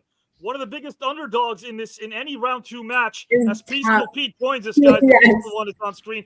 Miko Hughes was the top vote getter, but that means one other, brother. Guys, we'll move on to round number 3. Will it be, guys, Dee Wallace? Will it be Sergeant Slaughter? Can you hold on? Let's just take this in. Dee Wallace and Sergeant Slaughter, one of them is no longer in this tournament. Let's just take this in for a second. Sergeant Slaughter and Dee Wallace cannot both advance, Pete. One of them is out of this tournament. One is gone. Yeah. So right now we're going to find out who advanced, guys and gals, who moved on to round number 3 in second place. We're going to find out right now. If we can have a team drum roll, I would appreciate that, guys and gals and pals, right now. Here we go, guys. The final entrant. Kelly's in anticipation. Joe can't wait. Peaceful Pete is on the edge of his seat. Here it is, guys and gals and pals.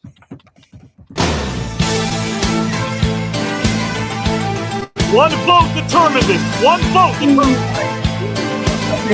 Wow.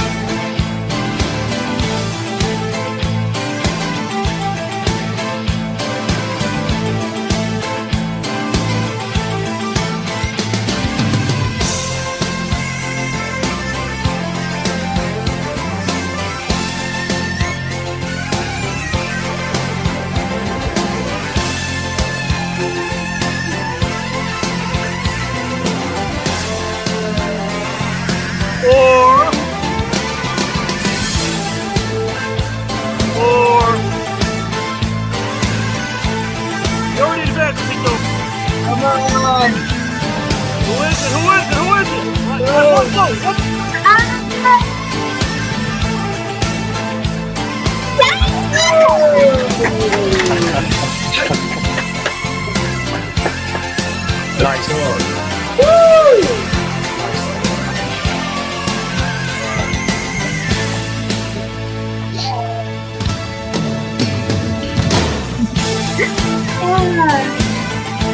Brad works on that too.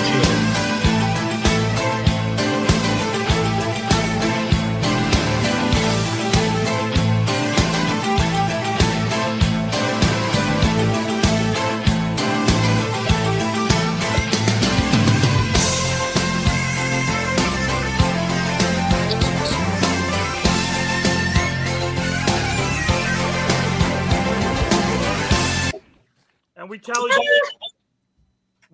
your votes. You saw that, guys. What I do really quickly behind the scenes is I come up with different scenarios. So we had the D, just in case you want to know, as you know, the votes are always counted. Hey, I made a Dee Wallace video in case she advanced. It kind of looked like this. So here you go. Here you go.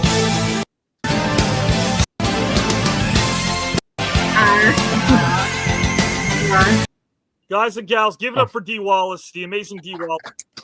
Please give it up. She's a sweetheart. We're going to see her on TKN again, I promise you. But this has to be deemed somewhat of an upset. Dee Wallace has been in our top 5 regularly.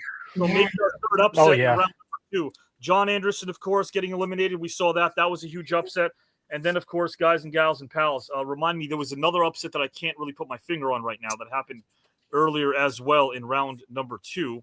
Stan Hansen moved on. And Gene Banks. Yeah. Guys, Dee Wallace eliminated from the TKN Celebrity Tournament. Very briefly, lower panel. We're playing the outro in about 60 seconds, maybe 30. Anything you want to say about the outcome of this match, really briefly? Yeah, I was surprised that Dee didn't advance in this case. That was very surprising. I was fully expecting it was going to be Sergeant Slaughter, then Dee Wallace, and I had said I predicted that Miko might be the dark horse, but I didn't know he would. Top vote getter. Yeah. Kelly, your thoughts real quick. I'm with you on that. Yeah. Pete, your thoughts? Yeah. I mean, it's like I'm surprised Dee didn't go on to round 3. I mean, she was very popular. Miko was my choice for top vote getter.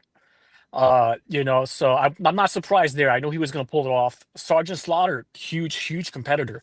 I mean, it's no surprise there, but I'm sorry for Dee, but this competition, Sarge had a beginning, a middle, and an end. He had 2 historical figures. He went very deep. He laid things out, stayed on topic. Sergeant Slaughter did it, and he provided a ton of levity as well. Really showed his vulnerability. A lot of vulnerability there for Sarge. Kelly, your thoughts? I mean, for me, I'm gonna say that this was considering Miko was really the underdog. I'm gonna call this a shocking upset. I actually had Dee as the top vote getter, Sarge a close second, and Miko not coming in that far behind, but I really had him as third just because household names, life experience, industry experience. Yeah, I'm calling this a shocking upset. A shocking upset, says Kelly White. I totally agree. We heard from our panel earlier. Guys and gals and pals, a special show next Saturday night. We're going to find out right now what we have in store for you December the 13th, guys and gals and pals. Again, thank you for voting, and congrats to Sergeant Slaughter and Miko Hughes for advancing to round number 3. We're going to see them real soon into the 3rd round. What time is it right now, guys? It is outro time.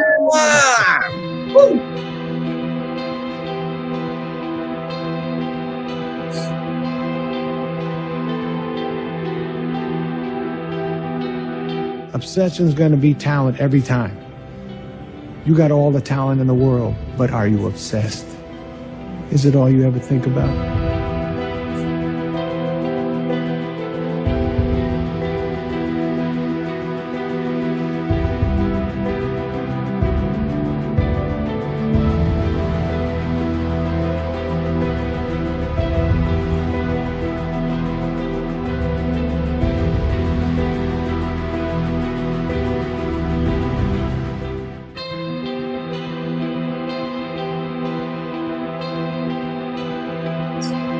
On November 22nd, 1963, one of our most popular presidents, John F. Kennedy, was murdered. The guy that was arrested for this murder was a 24-year-old former Marine named Lee Harvey Oswald.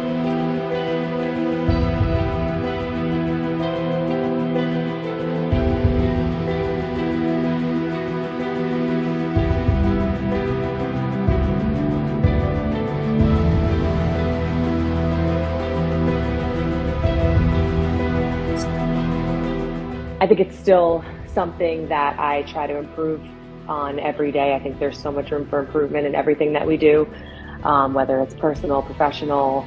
Develop their characters, and they're all like a lot, younger than me and really in the beginning of their careers. And to me, that was so important because it was so rewarding for me.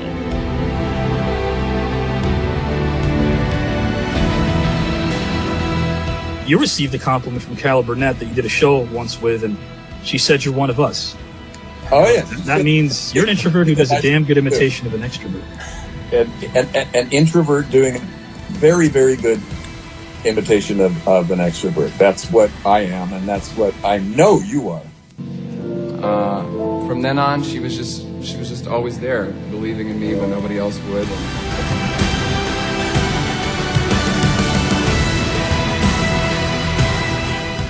Thank you. Thank you so much. That was really fun.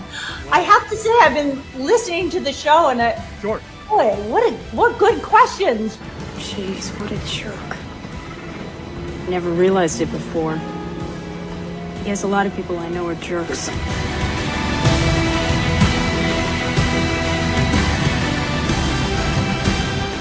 Like Robert, I picked the president, Teddy Roosevelt, a wrestler, a soldier, Rough Rider, and then president of this country, and responsible for many of the national parks that we enjoy to this day. Never changes in our sport. I think the fighters, even the very, very best guys, are very approachable, and we're real guys. We live next door wherever, and I hope that never changes.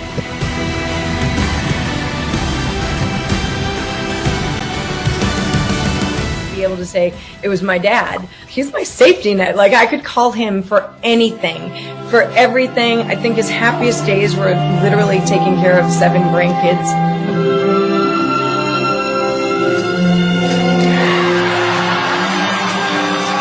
On the left, on the left, on the left.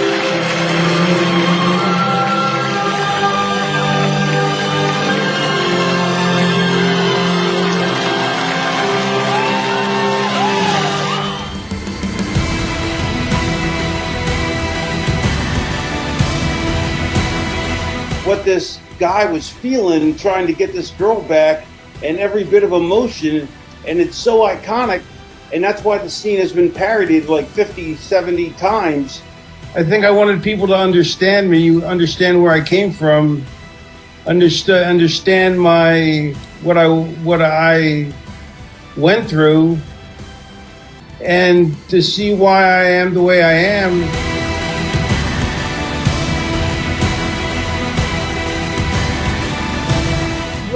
When women are saying, I want equality, we haven't had the equality to be incompetent. But you have a new career as well. I do. I'm painting. And my first time anybody's ever seen my work is at the Sixth Summit Gallery, which is in Ivoryton, which is, I think, part of Connecticut.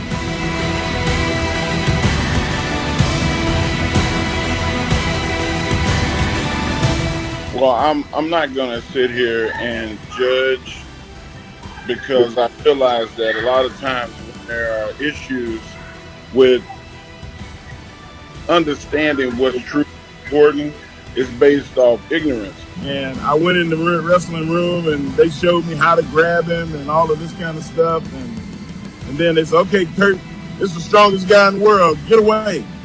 And he got away. Brother, I don't show up just for the hell of it. I show up to beat them up. And they came to us and they said that Sherry wasn't with the company anymore. She was fired. And nobody told us anything.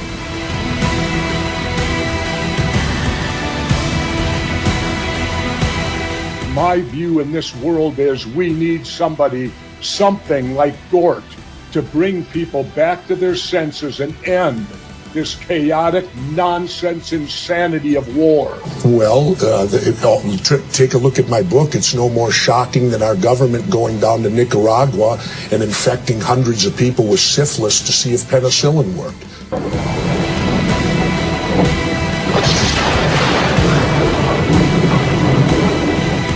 Educational success to me is knowledge. If someone does not get to the point where they have knowledge, the work that they've done, what they've gone through, what has happened in their lives really doesn't make much difference. Great deal of interest in our team. We had a great team. Right. And we still hold the all-time record for victories in a row in Ohio, 76 wins in a row. I don't care if you get tattoos, just make sure you get them. If you get them, don't get anywhere above here. And if you get a tattoo, get them up here somewhere on your body. With those songs, the crossover, and for me to be doing shows 30 years later, I had no idea this would happen. I played 4 years of football. Right. For Brown. I was a state champion in high school in the high jump. I was a sprinter, and I played basketball, and that was my self-image. However, having said that, I would say that the character I'm playing is a lot of fun, humorous, violent, eccentric.